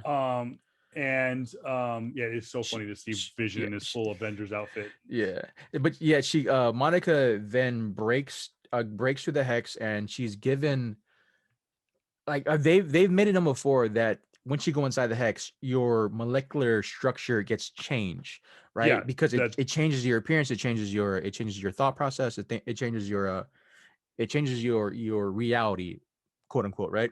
And so when Monica goes through this and she's able to basically not go crazy and hold her own autonomy, she's, to me, given galaxy no she's given cosmic powers up to that yes, point, which is crazy because at this point of the MCU scale, we have yet to see that given outside of the cosmic cube. We have like the only person to have powers given from a field of source per se was the cosmic cube, and that was freaking Captain Marvel. yeah, And so when we have Monica Rambeau go through this thing, and you see that, like crazy different variations of like her in like her as Genevieve and like her past self and all that stuff. I'm pretty sure I saw that in a comic one time where you see the different variations of Monica Rambeau. She goes through it, and she's herself now. She is yeah. she's basically superpowered at this point, right? She's hopefully what they call her to be. I think it's photon or photon. I think it's Yeah, Photon. photon. And Well, no, Photon was Maria's mother, was the mother. the That was mother, her yeah, call sign in the yeah, Air Force. So yeah, it's possibility, no, the based on her powers, which people are saying that she's most likely going to take on, because she can't be Photon because that was her mom, though she yeah, might take it on to pay homage. but she's not going to be obviously be Captain Marvel, because in the comic book she was actually the first Captain Marvel, because Marvel was not Captain Marvel. Which is no, but there was a Captain Marvel before. No, there was a Dr. Marvel, the girl Marvel that was the first Captain Marvel, but it something like it wasn't like he wasn't given the name Captain Marvel until, but no, Monica Rambeau in the comic books was a Captain Marvel. But she also took on the name of called Spectrum. Now, Spectrum is probably going to be what she's going to take on, because that's right. Yeah, it's more in line with what her powers are. Now, in the episode that we're talking about with WandaVision, which is the reality episodes, episode 7, you see the kids are worried about their mother, and things are going crazy around them. The video game controllers are blipping out. The walls around them are literally changing. So Agnes comes in and says, "Hey, I'll watch the kids. You just get some rest." Now, mind you, when she's also doing the Modern Family sit down, where she's doing they call them a confessional, where she's talking to the camera, you never hear the interviewer. Okay. And so, like I said, throughout the episode, you see, like JR said, you see Vision traveling with Darcy. Darcy's been outside the hex. Now she's inside the hex. She's in her own state of mind. She's in her own right mind. And she's trying to explain to Vision what's going on. He tells her what happened. Vision, you died at the hand of Thanos. This is what happened. Explains the events of Sokovia. Explains the events of the Infinity War. And explains Endgame. Everything to him in this ride. And like I said, she continues. Her reality's falling apart. Agnes takes the kids, and so they're working through everything, and that's where like JR said, Monica Rambeau comes through the force field, does a little superhero landing. It's hard on the knees, and that gets the attention of Wanda. She comes out. She recognizes that it's Geraldine. It's not. I'm Monica Rambeau. And they have a little bit of a stare down, like, "Oh, I'm gonna f you up." Wanda starts doing the finger things. Monica goes, "Oh yeah, bitch, I got some powers too. Let's tussle." And then you see Agnes come and say, "Wanda, dear, why don't you come in here?" Like, and says, "No, like, back up off." I mean, like, well, it didn't really go, "I got powers," which is more so, I think the whole thing was that, because one of the things that kind of irked me through that point at this time, when I first saw it, was that, like, oh no, here we go again. It's the whole, like, oh no, I'm a woman, you're a woman, we should be friends, like we are allies, type of thing, right? Because that's right. Let's be allies. Let's be, because like it was, she Monica at that point was like, "No, I'm not gonna fight you. Like, I know what you're going through. I'm your ally," like, type of thing, right? And so she doesn't fight. Like, she doesn't fight against Wanda, and Agatha comes in, and because there was a point in the episode where, like, just briefly, Wanda's like, maybe I am wrong, because Monica makes it like, "Hey, the people you're doing this to, they're being tortured. Don't you see that? They're being tortured." But I'm your friend. I'm trying to help you, type of thing. And then Agatha comes in like, no, just get out of here. You don't belong here. And then she takes her back to her house. Continue.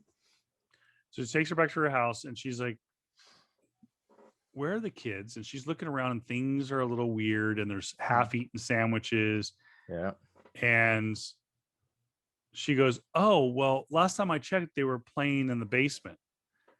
And so Wanda opens up the basement door. It's a little creepy down there. She starts walking down, and then she realizes this is not a basement where you put your exercise equipment and your ping pong tables and all your knickknacks. This is a dungeon. This is some freaky shit. This is like some devil worshiping level, like logos and emblems up on the wall. This is scary. Yeah, this is actually witchcraft. Yeah.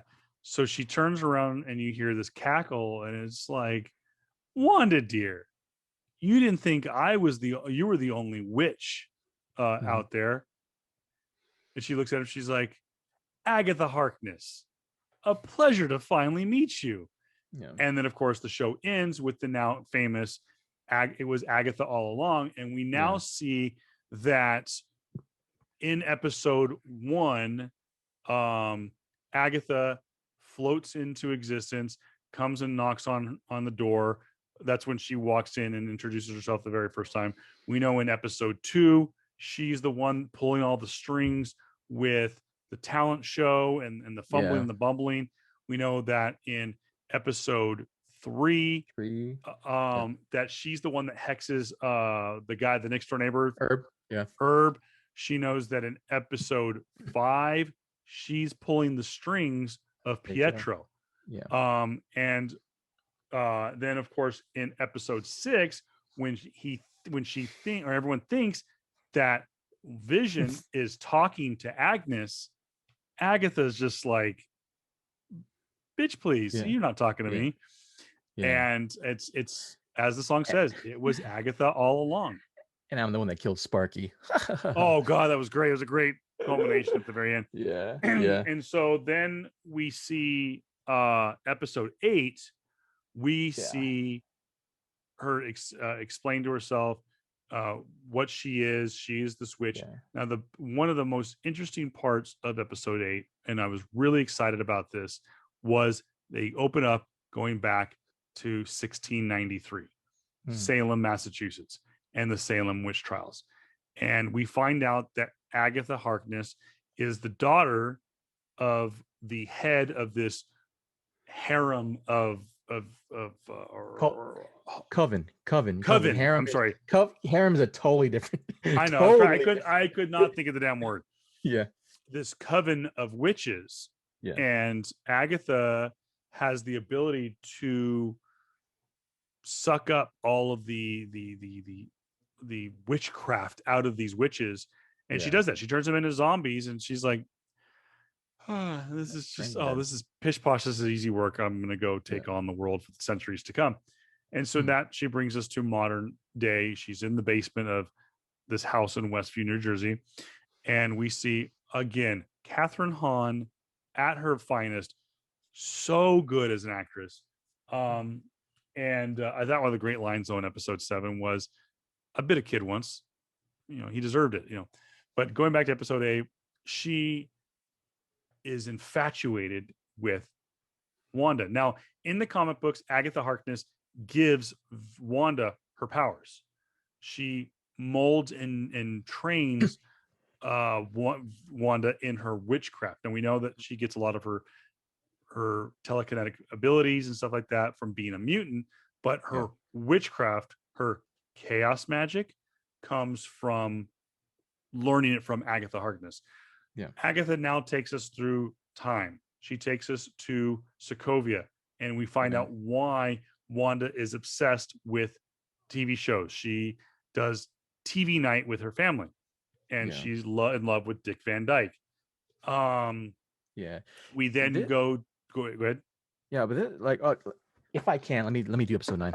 Let me do episode 8. Go ahead. For me, this is probably the most pivotal episode where we finally see. We probably see her as the most tragic MCU character out of all of them. For me, even she at first she was kind of up there with Cap, right? Being the whole person, man out of time type of spin. And talk about Wanda Maximoff, Wanda Maximoff specifically, and that because we have this whole thing of where how the loss of a childhood can really affect a person, how can truly affect a person, and that war can affect a child, and that through reactions from that war, because we've never once the Marvel. Well, I don't think Marvel has yet to say anything about children affected by war or about child warriors, soldiers particular. And in this episode, we see these reasons. We see how a tragic character Wanda truly is, and we understand at this point why she does have, why the first couple episodes were about these English TV shows, these American TV shows, where she's a Sokovian, at the time, a Sokovian not refugee, but Sokovian child with parents who are basically in poverty. Yeah. And the only things of and how she goes back to this as a form as a form of safety. That's her Yeah. safety net. The TV shows are her safety net. That's where she goes to when she tries to stay away from tragic trauma, basically. Yeah. And it was so poignant to see that. Like, all right, this is who she is. This is like this is how people are. This is how of the worst it can possibly be for you. Yeah. And it was beautifully made. It was beautifully made. I think yeah, she was stuck in there like, when they were watching that TV show, the Dick Van Dyke Show, and a bomb went off, and a bomb entered her living room, killing her two parents, and the bomb was freaking a Tony Stark missile. Which we know That if you was go back to Age of Ultron, yeah, and when Pietro and Wanda explain their radical yeah, ideas, yeah, and she goes, "We sit there for 2 days waiting for Tony Stark to kill us," yeah. and I we mean, like, find out in that episode yeah, that it's always been said that, oh, it was a dud, that it was that the bomb, that one of the bombs that came into their house, obviously there was one that exploded and destroyed her home, killing her parents, like JR said. But yeah, as Wanda and Pietro laid under a bed for 2 days, they're seeing this unexploded ordnance in their living room. mm-hmm, And it's explained in Age of Ultron that they get out because it was a dud. But yeah, what we find out, it actually is retcon that it was not a dud, that Wanda used what powers that was starting to come through her. yeah, She was able to defuse the bomb using what little power she had. yeah. And that's what she kind of like was like, well, she looks at herself like, did I do that? No, that yeah, and so it was. It's like no, that it was a dud. Like you see this. It was very much this it was very much that a person going back just and revisiting all these traumatic moments Yeah. in their life. And yeah, we see the next scene, we see her back at the Hydra Corp, where yeah, she was radicalized. She didn't want a war at her, literally her front door. Yeah. And of course that it just happened. It's crazy how those things go. And so it's, for me, it was great that Marvel put this thing out. Definitely they put out that Wanda Maximoff isn't an American. She is a human that is yeah, I guess European. She is not an American citizen. She's not an American per se. So war, so how we view war here in America isn't like how she went through. She is for me, she's the spokesperson for all the children that literally grew up in war zones. And I love that dynamic because you don't have any excuses with her. You don't have any excuses with her at all. And the next scene we see with her is that yeah, because of these traumatic experiences, what happens? She's radicalized. She wants to go against America. She wants to go against the big bads, or how she views it. And so guess what? The worst thing to do is make her a weapon. And we see the Mind Stone. We see from Loki's scepter, the Mind Stone happens. This beautiful freaking scene of how what she envisions of this encapsulating vision of Yeah. her possible future as the Scarlet Witch. We see all dressed in this yellow beaming light, and her, and then it snaps in an instant. We see the next scene where it's right after Sokovia, it's right after Avengers 2, and she's back at her she's in the new Avengers compound, and she's watching, what was it, the time she was watching She's watching Dick Van Dyke. Dick Van Dyke again, and she asks Vision to come in this room, and they have this, for me, this very beautiful talk about, what is it like to lose somebody. And the one line that really stuck out with me, I'm pretty sure stuck out with a lot of people, was when Vision says, um, what is grief if not love persevering? And that was so poignant at the time, because like it's just so encapsulate who, in the spirit of the episode, who Wanda is. This whole freaking thing, this whole episode arc was just about her trying to grieve, because she literally just lost Vision to her. She Yeah. just came back from being blipped out of existence 5 years. She had literally no time to grieve. This is her grieving process.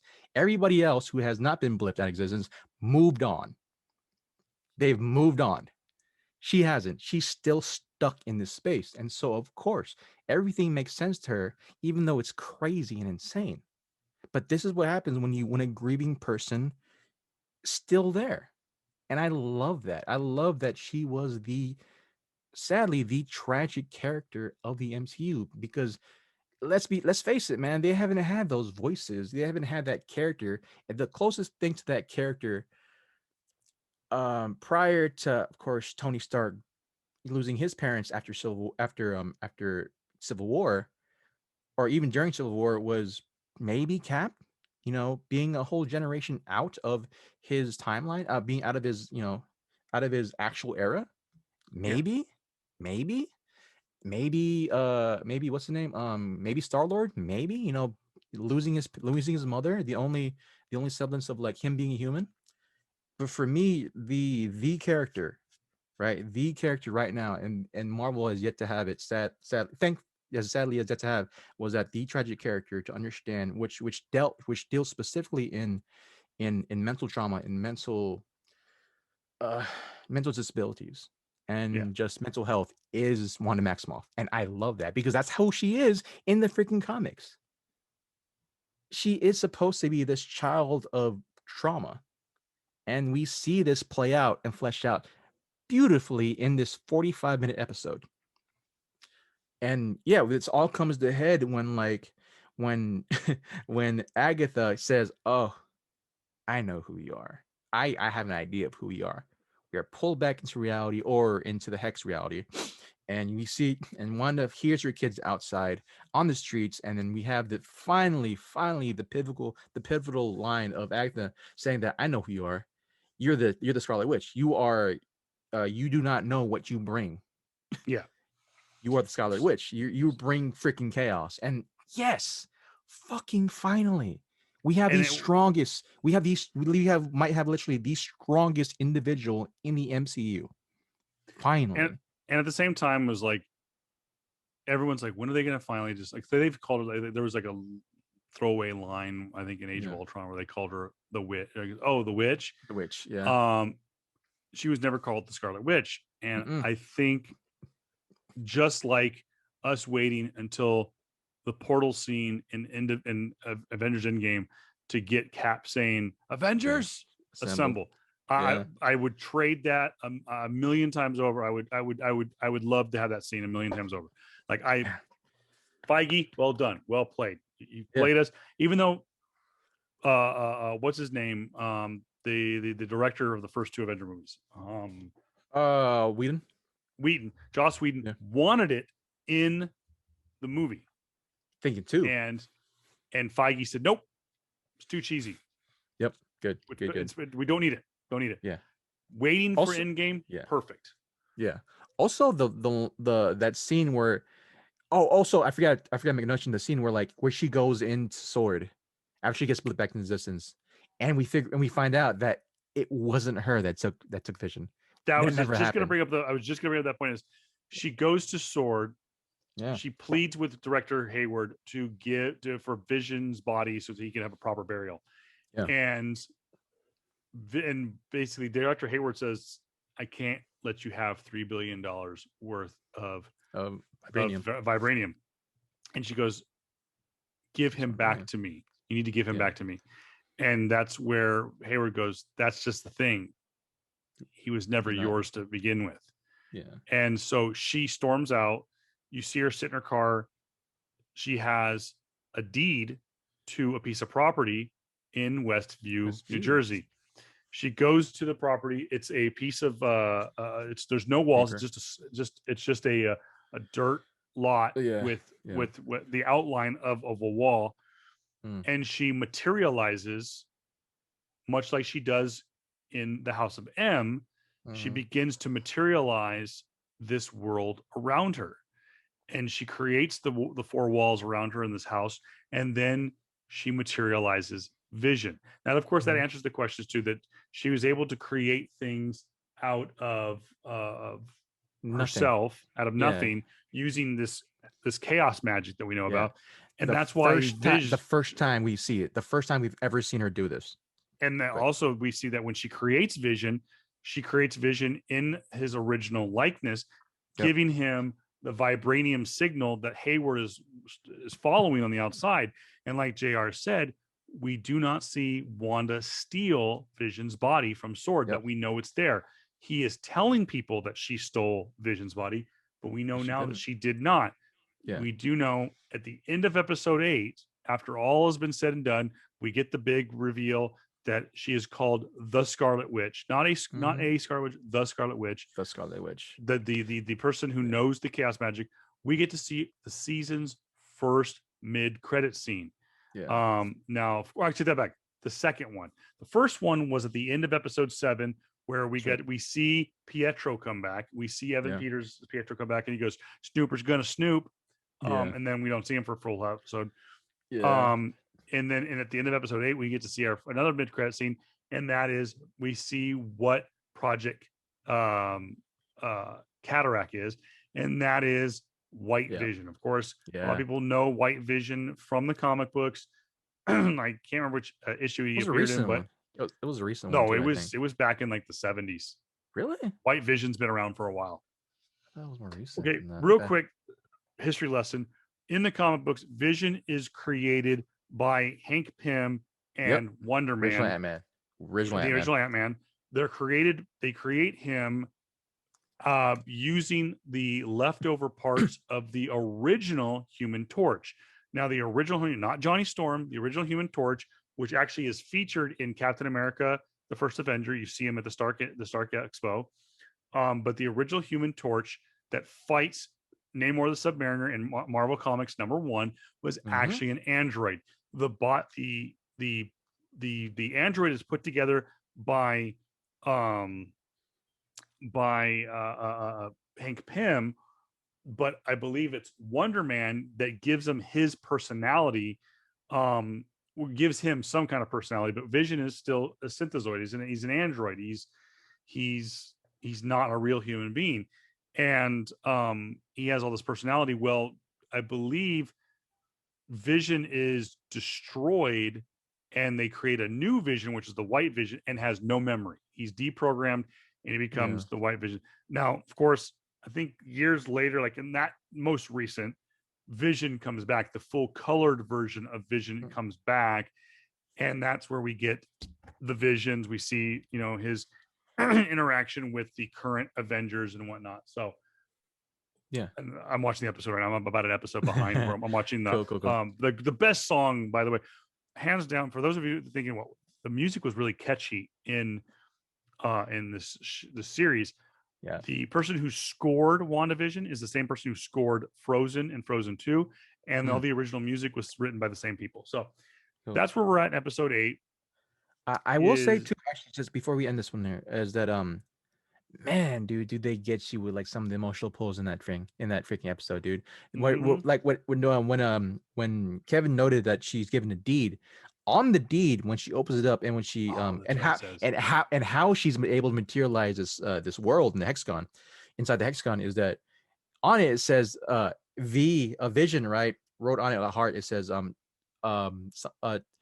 grow old in, right? The house. Yeah, that's right. It says V, and we've seen it many times over how it's been linked many times over that Wanda, her powers come from raw emotion. We saw it specifically in her first outing in Avengers 2, where she found out when she felt that her brother died, and she's able to release a lot of this this hex energy around her when a bunch of Ultrons started to gather on her around her, and so she's able to release that energy field. And then we see it again in we see it again in here in WandaVision, where we're finally culminating in that in just having a moment to process that Vision's death, and seeing that small little thing for her, knowing that she's gonna have to live her life without Vision, possibly. Yeah, she releases from her emotions this huge energy wave of just hex magic, and is able to materialize basically not a pocket dimension, but more so this own sense of this own vision of reality for herself. And it's just insanely crazy to think of that finally we get the reality warping Wanda Maximoff that I knew, that I grew up with. Like, this is literally, possibly, if she's still on the good side, this is the strongest Avenger, because she can honestly warp reality with a snap of her fingers. but onwards to episode 9 and the pivotal and final episode. So we finally get to the last episode, and what are we going to get? Are we going to get the big premiere? Are we going to see Doctor Strange? Are we going to see this? Are we going to see that? We see where episode 8 lives off. We see the kids are under Agnes's hex, where it's they're basically got like a leash on the kids. All hell breaks loose.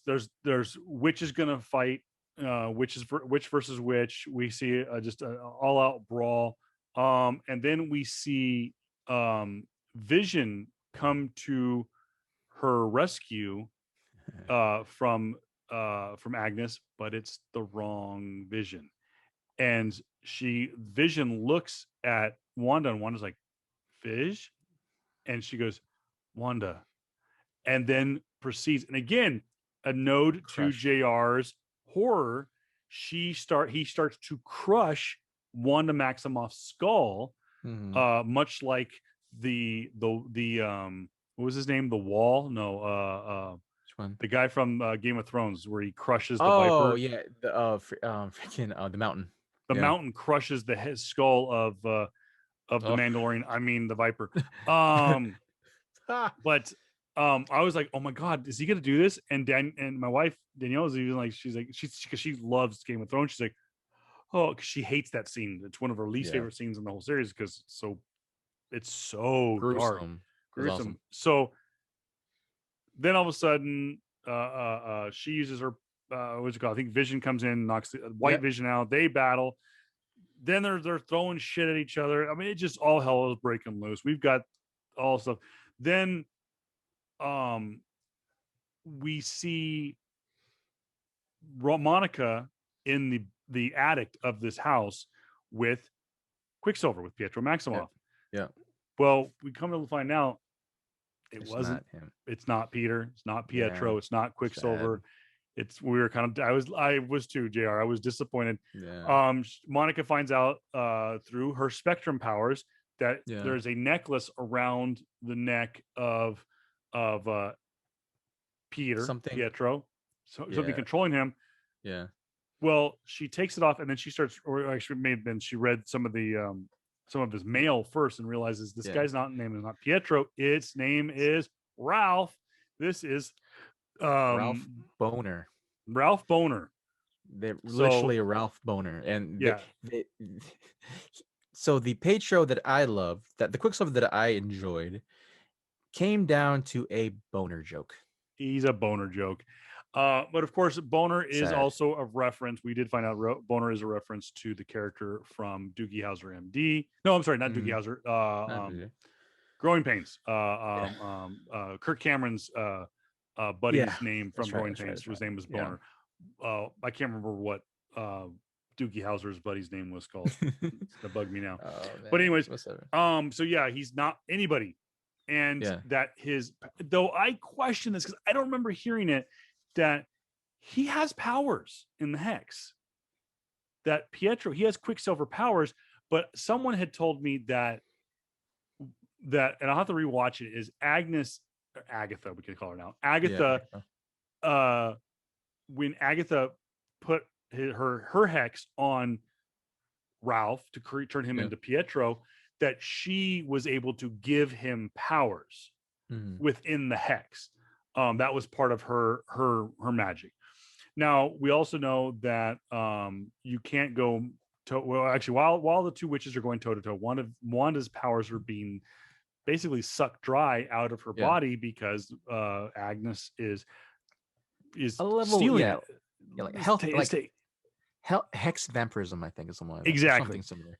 So in the meantime, too, Wanda finds out that the people that she's had under her powers are living her nightmares, that they are under her powers, but are experiencing her thought. And of course, right now in her thoughts, in her thoughts, Wanda is mentally breaking down. Like JR said, she is mentally unstable.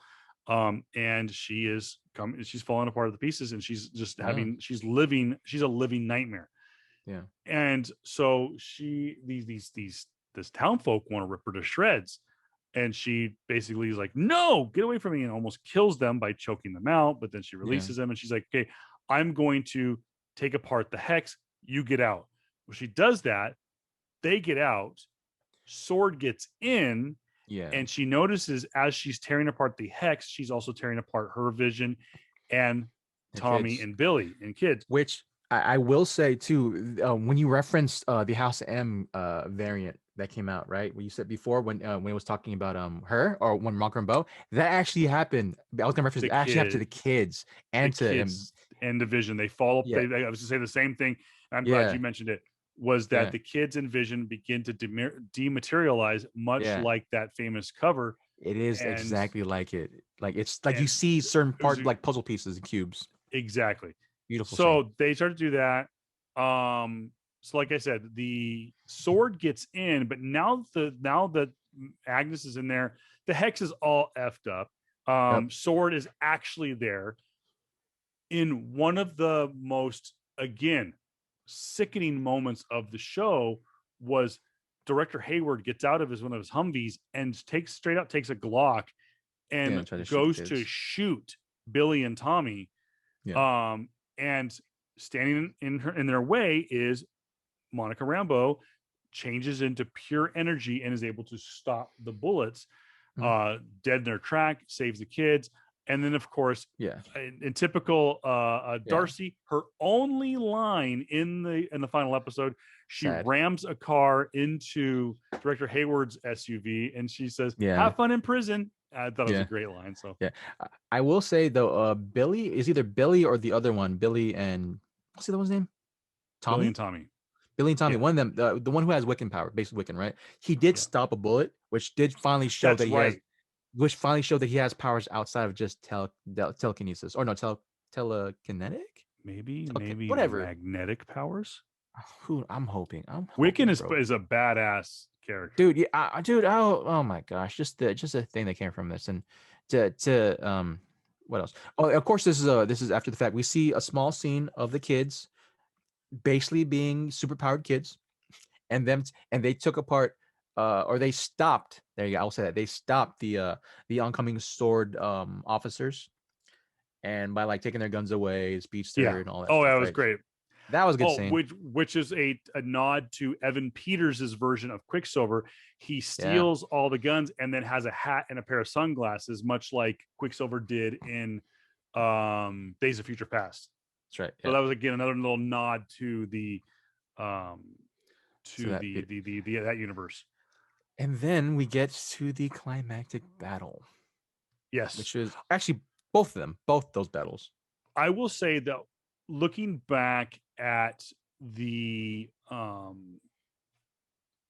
back at the battle between the two visions and how it ended with them using logic to Hmm. end their battle, and saying that if you have a ship, what do you say? If you have a It ship was the and Casey ship. Yeah, I if think it's you Casey's. replace, yeah, if you have a ship, an old ship, and you piece by piece replace every piece of it, is it really still the old ship? And it's talking about Vision. Is the White Vision the old Vision? Is he the new Vision? And he uses reality to end this battle between the two, because the White Vision's objective is to kill the Vision. Well, For both Vision, division. but Yeah. the colored Vision, and I use the term loosely, um, is telling him, well, if that be the case, then you need to kill yourself. Hmm. And so Vision has memories put into his brain that he has unlocked, remembering all of the things he did as a member of the Avengers, and he downloads them into the White Vision, and he now remembers Sokovia. He remembers the events of Age of Ultron. He remembers being created by Tony Stark and Hmm. Thor The and Bruce yeah Banner. the love he had with Wanda as well. I think that was pointing into there Exactly. as So well. he remembers, and then he just takes off. Yeah. Um, I am Vision, and just leaves. well, Wanda uses a bit of Agnes's own logic against her by putting runes on the inside of the hex, allowing only the person who laid the runes be able to use witch powers. She then is able to take all of her powers back out of Agnes and Yeah. leave Agnes basically powerless momentarily. Empowered. Yeah. She then, of course, like I said, Westview is the people have escaped for the most part. And Yeah. so she goes, you know what? I'm not going to kill you. I'm going to force you to live my existence, my character for you for the rest of your life, and turns Agatha Harkness back Mm. into Agnes. Yeah. And so then as the show comes to a close, we see the hex begin to collapse on top of it and collapse Oh towards God. the Vision's home. Yeah. Um, Yeah. you see her tuck in the kids. Um, as you see the hex coming towards the house, Vision recites like I can't something like I can't feel you or something like that, or I don't know. He Yeah. recites the line from Endgame. The Mm. hex collapses and Westview is returned to normalcy. The house that Vision and Wanda shared is gone. The children are gone. Vision Yeah. is gone.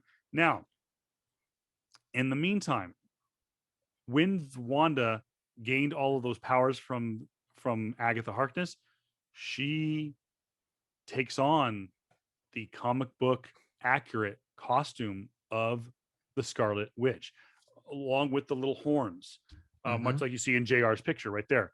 She Mm-hmm. takes on that costume. And at the end of the episode, she changes into that costume again and rides off into the sunset and is never to be seen again. And that's kind of how the show ends, is that Westview has been returned to normalcy. Mm-hmm. Director Hayward's been arrested, all this stuff. Yeah. So they go to credits. We come to the first mid credit scene, and it is a picture, or it is Jimmy Woo and Monica Rambeau. They go, where's Darcy? Oh, Darcy doesn't do this whole debrief thing. She says it's weak. Yeah. So Yeah. she's gone. And so all of a sudden, and I didn't catch this until I rewatched it tonight, was when you mentioned when Monica Rambeau goes back through the hex the second time. She goes in, and as you reject it a second time, she's got problems. Her molecules, her everything, her cells are mutated.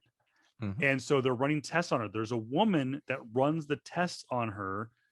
That is the woman at the end That's right. of episode 9. And she Mm-hmm. goes, hey, they want to debrief you in the theater.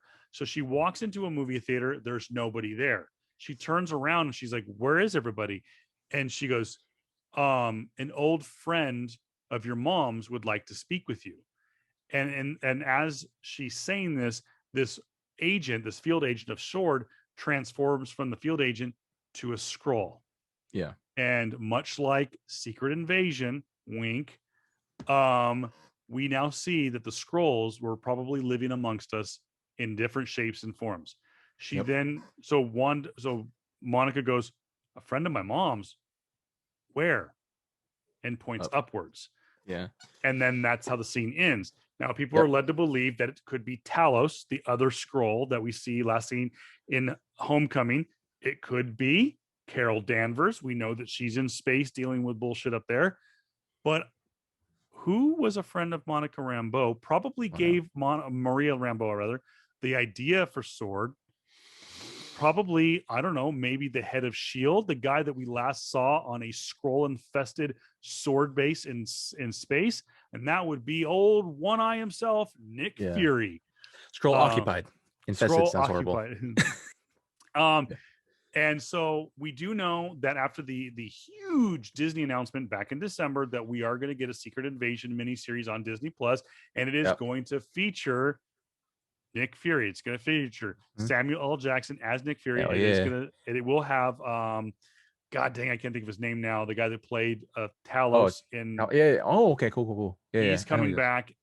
So we do know now that based solely, I have to imagine, much like we saw in the, like, for example, end of Iron Man 1.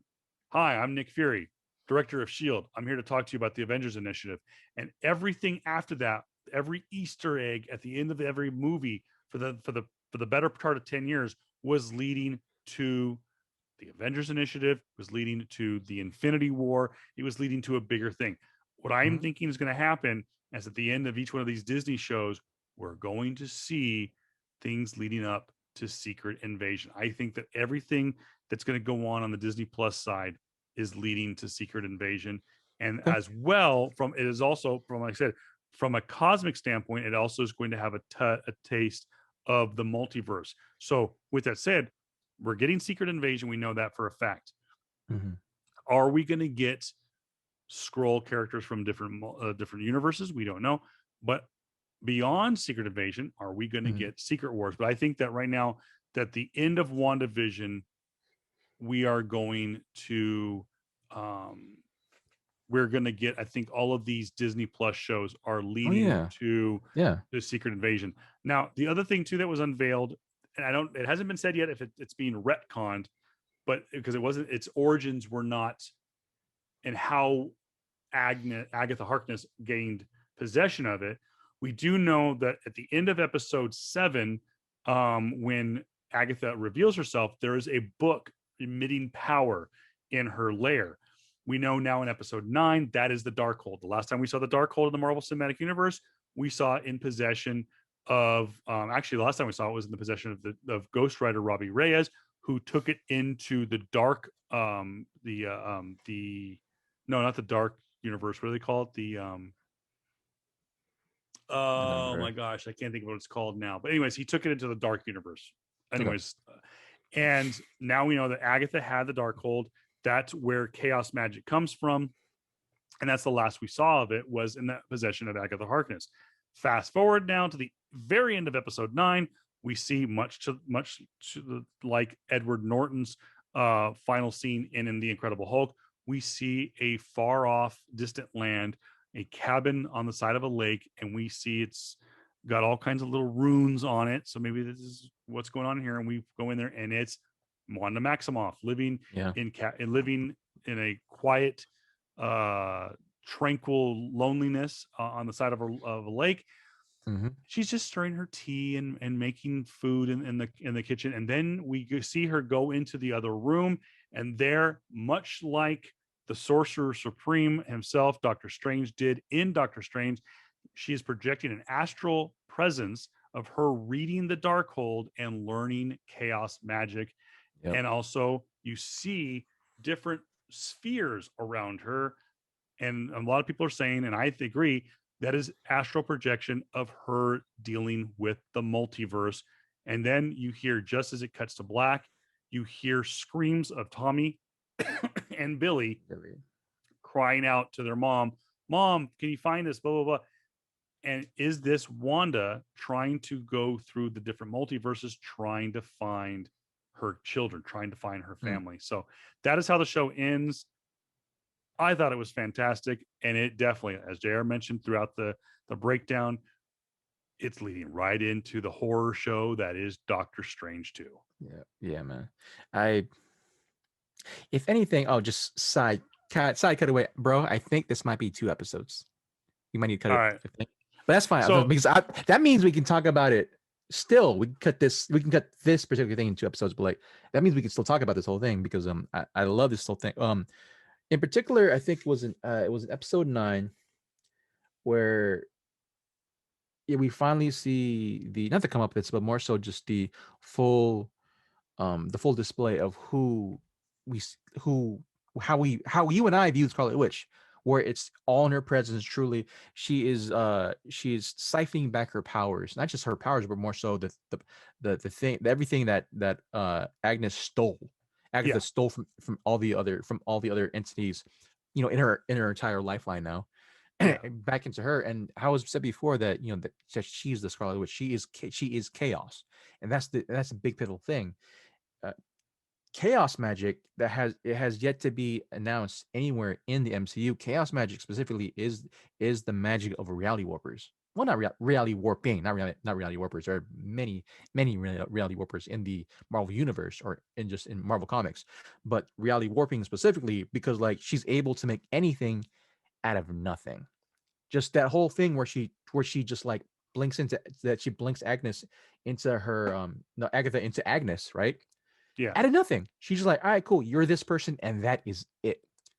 Her full autonomy and her full power is in display in this episode. Well, not I can't say full power, but like we see glimpses of her full power there. Yeah. How she's able to do all these incredible things. And one of the things that I did like and did enjoy was that after she was done, after she turned the town back to normal, and that she was walking through town with the people that are still there now that they're normal selves now, and they all see her and look at her. And granted, they said before in the previous episode, or no, actually even that episode, that they felt her, that they knew Yeah. everything about her, that her nightmares are their nightmares, that her pain is their pain, and that they're living through everything that she's living through. And that I thought that was a very poignant line too.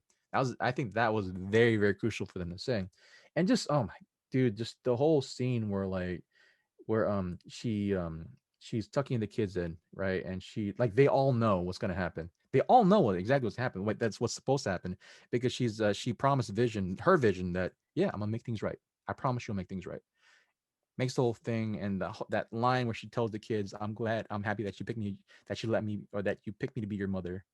And that her line with the vision by saying that you are my sadness, but most of all, you're my joy, or you're my love. And I'm like, oh, dude, that would kill Oh, a lot of people. Oh my oh god, yeah.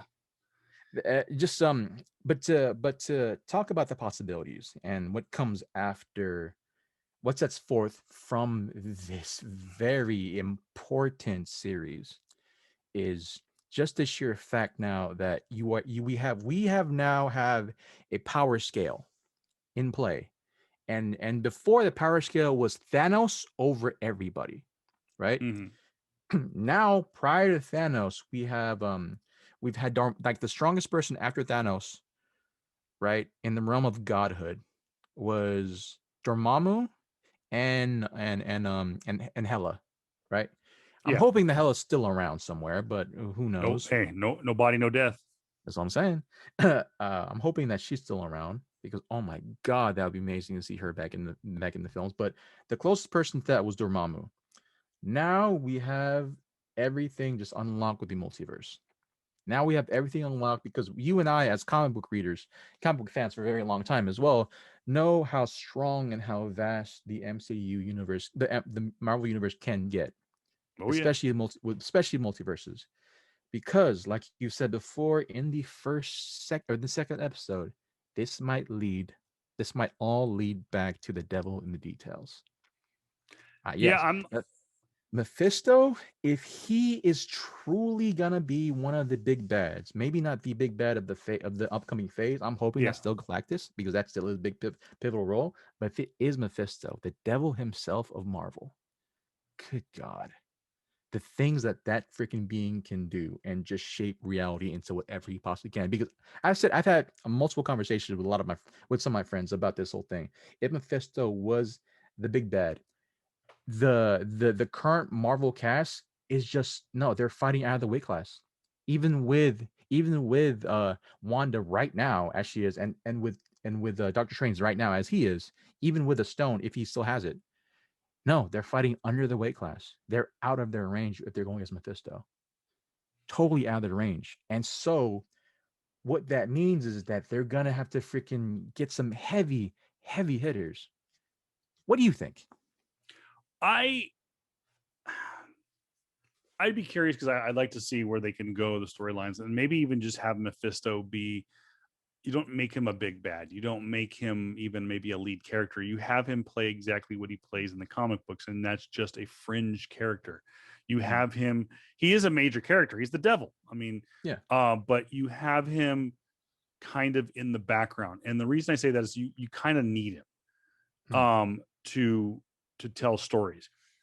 But at the same time, is you have to think of outside of telling the stories, you have to see who you're going to uh, upset and who you're going to make happy. Yeah. So from comic book fans, I'd like to see it. Even as a Christian, I don't mind watching a show that deals with the devil. I mean, Mhm. it's just fun. It's just funny, haha. It's whatever. But you have a group of people that make up a large portion of Disney's benefactors, Beneficiaries. contributors, and that is the Chinese. And any incarnation of the devil is considered to be bad No, juju. no. Yeah. It's a no.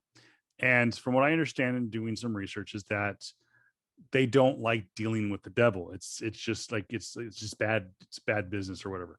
So having Disney, who owns Marvel, um, possibly make one of the main characters, the actual living devil himself, it may be looked poorly upon by some cultures. Yeah. I could be wrong. I could be reading too much into this. They may have bigger plans for Mephisto down the road. It could be Yeah. that Mephisto appears in No Way Home for Spider-Man, because you know what? In the comic books, One more day. Spider-Man's appearance, his alter ego is unveiled when he signs the Superhero Registration Act in Civil War One. He takes his mask off, unveiling himself to be Peter Parker, much to the chagrin of all of his villains, who, by the way, had to be pissed off for a moment, going, realize, really, for the last freaking 3 decades or whatever it is, we've been beat up by a teenager. This is bullshit. But he signs his marriage away to Mary Jane, to Mephisto, says, I will end my marriage to Mary Jane Watson if basically things turn back to the normal. And that's what happens. No, no, no, I no. thought that's what No, it no. was. No, it's he loses Aunt May. That's right. Is Aunt May did? Yeah, Aunt May it was is. a horrible fucking storyline, but still, and it's still one of the most atrocious ones. But it did lead into the current arcs where, yeah, both Mary Jane and Peter are no longer together. But because of that arc as well, um, was it Axis, or I think it was either Axis of Evil or someone else, where the timeline gets rewritten and people forget that Peter That's Parker is right. Spider-Man. Yeah. That's what it Yeah. was.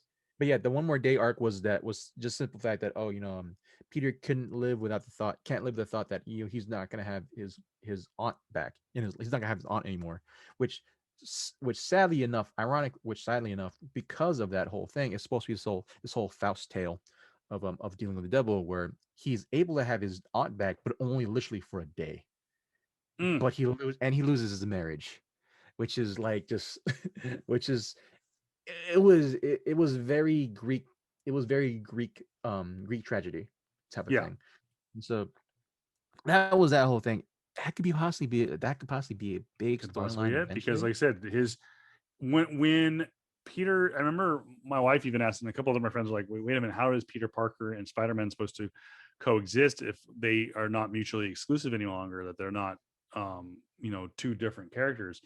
Even though we all know that they were the same character, but now that all of his villains are going to know that Peter Parker is Spider-Man and Spider-Man is Peter Parker, what's going to happen? And I said, well, the devil's in the details. Yeah, he could make a deal with the devil, but I don't know if they're going to willing to go that deep of a cut. Who knows? We will find out in less than 12 months, because No Way Home is in December, Yep. and well, it looks like things are going to go back to normal, and maybe possibly by May we will get Black Widow in theaters. We also are supposed to get the Eternals in theaters this fall. That movie has finally wrapped. Finally. And I know that we've got a shit ton of stuff coming in 2021. I'm sorry, Freaking awesome. 2022. Yeah. We've got Doctor Strange and the Multiverse of Madness filming. We've got Shang-Chi and the Legend of the Ten Rings. We have so much stuff that could be coming to Disney Plus this year. Like I said, we'll wrap on this, kind of give you a breakdown. What we do know right now is that Black Widow is tentatively scheduled for mid-May to be released in theaters and theaters only. We do know that on March 19th, we will get episode 1 of 6 we will get 1 episode per week. We're not going to get all at once, but there'll be 6 episodes. It starts March 19th on Disney Plus. It's Falcon and the Winter Soldier. It is the episodes are going to be approximately about an hour long, and like I said, they will last for 6 weeks. Then we will get on June 11th, we will get the season premiere of Loki. And then it is expected that shortly thereafter we will get the season premiere of What If. It has always been said that What If will be coming during the summertime, and that oh my goodness, I'm so I cannot wait for What If. So should be a lot of fun. Peggy Carter as Captain America. What? Let's Oh my go! gosh, we get Finally, they're doing that same. Marvel Zombies. We could Yeah, get T'Challa as Star-Lord. yeah. All kinds of stuff. It's gonna be a crazy year. WandaVision. I'm sure we'll talk about it again. JR, though, on a scale of 1 to 10, what would you give it? 9. I give it a good 9. I'm gonna give it a solid 9 as well. Yeah, I'm just gonna give it a good 9 because of the possibility of like what's supposed to be. Granted, I will say it did have a slow start, right? It did have a slow start, but then understanding that you're supposed to let it rest, supposed to let it just do its thing, and it did. It definitely satiated my intrigue and my hunger for wanting more Marvel content, right? Mm-hmm. Especially in this coronavirus we're still in a year after. But other than that, man, I enjoyed it. I definitely hold one Elizabeth Olsen to a higher regard now as like Yeah. as an actress in general. Like Grant, like people forget, man. Like one, yeah, she's an Olsen sister, but also two, she's not really had. She's an Olsen sister, right? Yeah, she's an Olsen sister. She's Mary Kate and Ashley Olsen's That's right, sister. younger sister. Yeah, and that too. She hasn't had really big parts in her career until she became Scarlet Witch. I mean, the last big part she had was when she was in when she was in Godzilla, I think. It's the one that happened in 2011, if I remember Yeah, the one with correctly. Bryan Cranston. Yeah, Bryan Cranston. And so, but I hold her in a higher regard now because of how how every episode was formatted. One, it was a love. The first couple episodes were just a love letter to old school sitcoms and just the sitcom genre going Yeah. forward. And two, just how she's able to act every single part and Mm-hmm. still stay within that same Scarlet Witch slash Wanda Maximoff character. And three, dude, the girl can just act. The woman can just act, dude. Like She's so she amazing. she's like and just her small tidbits of her going back into into her accent in and out, right? And she's consciously doing that. That was great. That was really well done. Every time she was under some form of duress, she kind of slightly went back into her accent, which I'm sure people didn't catch the first time around. But when you No, really pay I attention caught it. to it, Yeah. Yeah. yeah, I always gotta. when you really pay attention to it, every time she's about to hit that wall of emotional breakdown, she goes into her accent, and like that Yeah. was beautifully done. Paul Bettany, thank whatever deities out there, he's gonna sign on for more roles as a Vision. Oh yeah. Just I hope so. pay everyone. Just pay everyone. Pay the He's whole even damn said cast. he has come out and said that his career was, matter of fact, he left a meeting Hmm? with his representatives that basically he says your career's over. He Hmm. had done A Knight's Tale, which I thought he was great in. It's one of my all-time favorite movies. Hmm. And he was sitting on the curb thinking, how am I going to go home and tell my wife and kids that I'm no longer an actor? And then all of a sudden someone from Disney or someone from Marvel called and said, would you like to come over and be the Vision? And he had no idea, or not the Vision, to be Jarvis. Jarvis, yeah. And he goes, who's no, I'll take, yeah, I'll take it. What do you need? He says, come on down. And I remember someone asked me, he goes, well, what did you do after that? He goes, I fired my agent. Because he told him my career was over.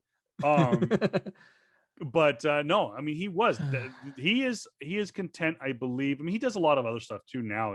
He's gotten back on the mainstream, but no, Paul Bettany's a great actor, and I wish him all the best of luck. And Elizabeth Olsen is fantastic. Catherine Hahn, to me, stole this show. She was phenomenal. I want her back. I hope she's She's not really dead. I mean, yeah, but She's like not dead. I'm hoping we don't wait 5-6 years until we like, hey, let's just come back in. Like the same thing I hope with freaking with Hella. She was such a great freaking, like, Agreed. granted the whole movie was very on the light side, but come on now. When you have her, she can play serious. Yeah. She can play serious. She can, and she is so funny, but she can be very serious. It proved in this role that she can be a little bit all over the place, and she looked convincing as Agatha Harkness, to the point where I bought the Funko Pop. It'll be here in a couple of months. So guys, thank you so much. I know that we had to break this up into 2 parts. Yeah, man. But I hope you guys really enjoy it, and we will probably talk Yeah. definitely a lot about WandaVision. Now, you guys have a couple of weeks. Let us know on social media what you would want us to do. Do you want us Thanks, to guys. react? Do you guys want us to react to the shows as they come out, which I think probably might be a little bit better idea timing wise. So we'll Mm. just have to do like spoiler alert. We're going to talk about the show. Yeah, man. So if that be the case, maybe we'll crank out a couple extra shows, one extra show a week, or Cool I with don't that. know. Yeah. But nonetheless, let us know in the comments below, and let us know by reaching out to us on social media what you Mm-hmm. guys want to do. Do you want us to do a full series breakdown at the end, or do you want us to do a week by week, episode by episode, which I think might be a little bit easier? So let us know. Again, he is JR Cabacungan. I am the voice of reason at voice of reason 23. He's also not JR Comics 42 on Yes, Instagram. sir. Yes, I'm sir. Kevin Pillow saying so long, farewell, Advita say good night. Thank Good you night, for guys. staying with us for WandaVision season 1, and we will see you next week and possibly in Yeah. the future for Falcon and the Winter Soldier. Yeah. And peace, Oh, guys. great. And I don't know if this is gonna make the cut, man. But when you said that, when Paul Bettany has to go back to his wife and kids and said he's not an actor anymore. I mean, like, when you're able to go home to Jennifer Connelly, I Oh, wouldn't that's mind. right. Married to Jennifer Connelly since 2003, bro. That Come on. bastard. Dude, oh my God, it was lucky. But at the same time, dude, Jennifer Connelly, she was a big part of my childhood too.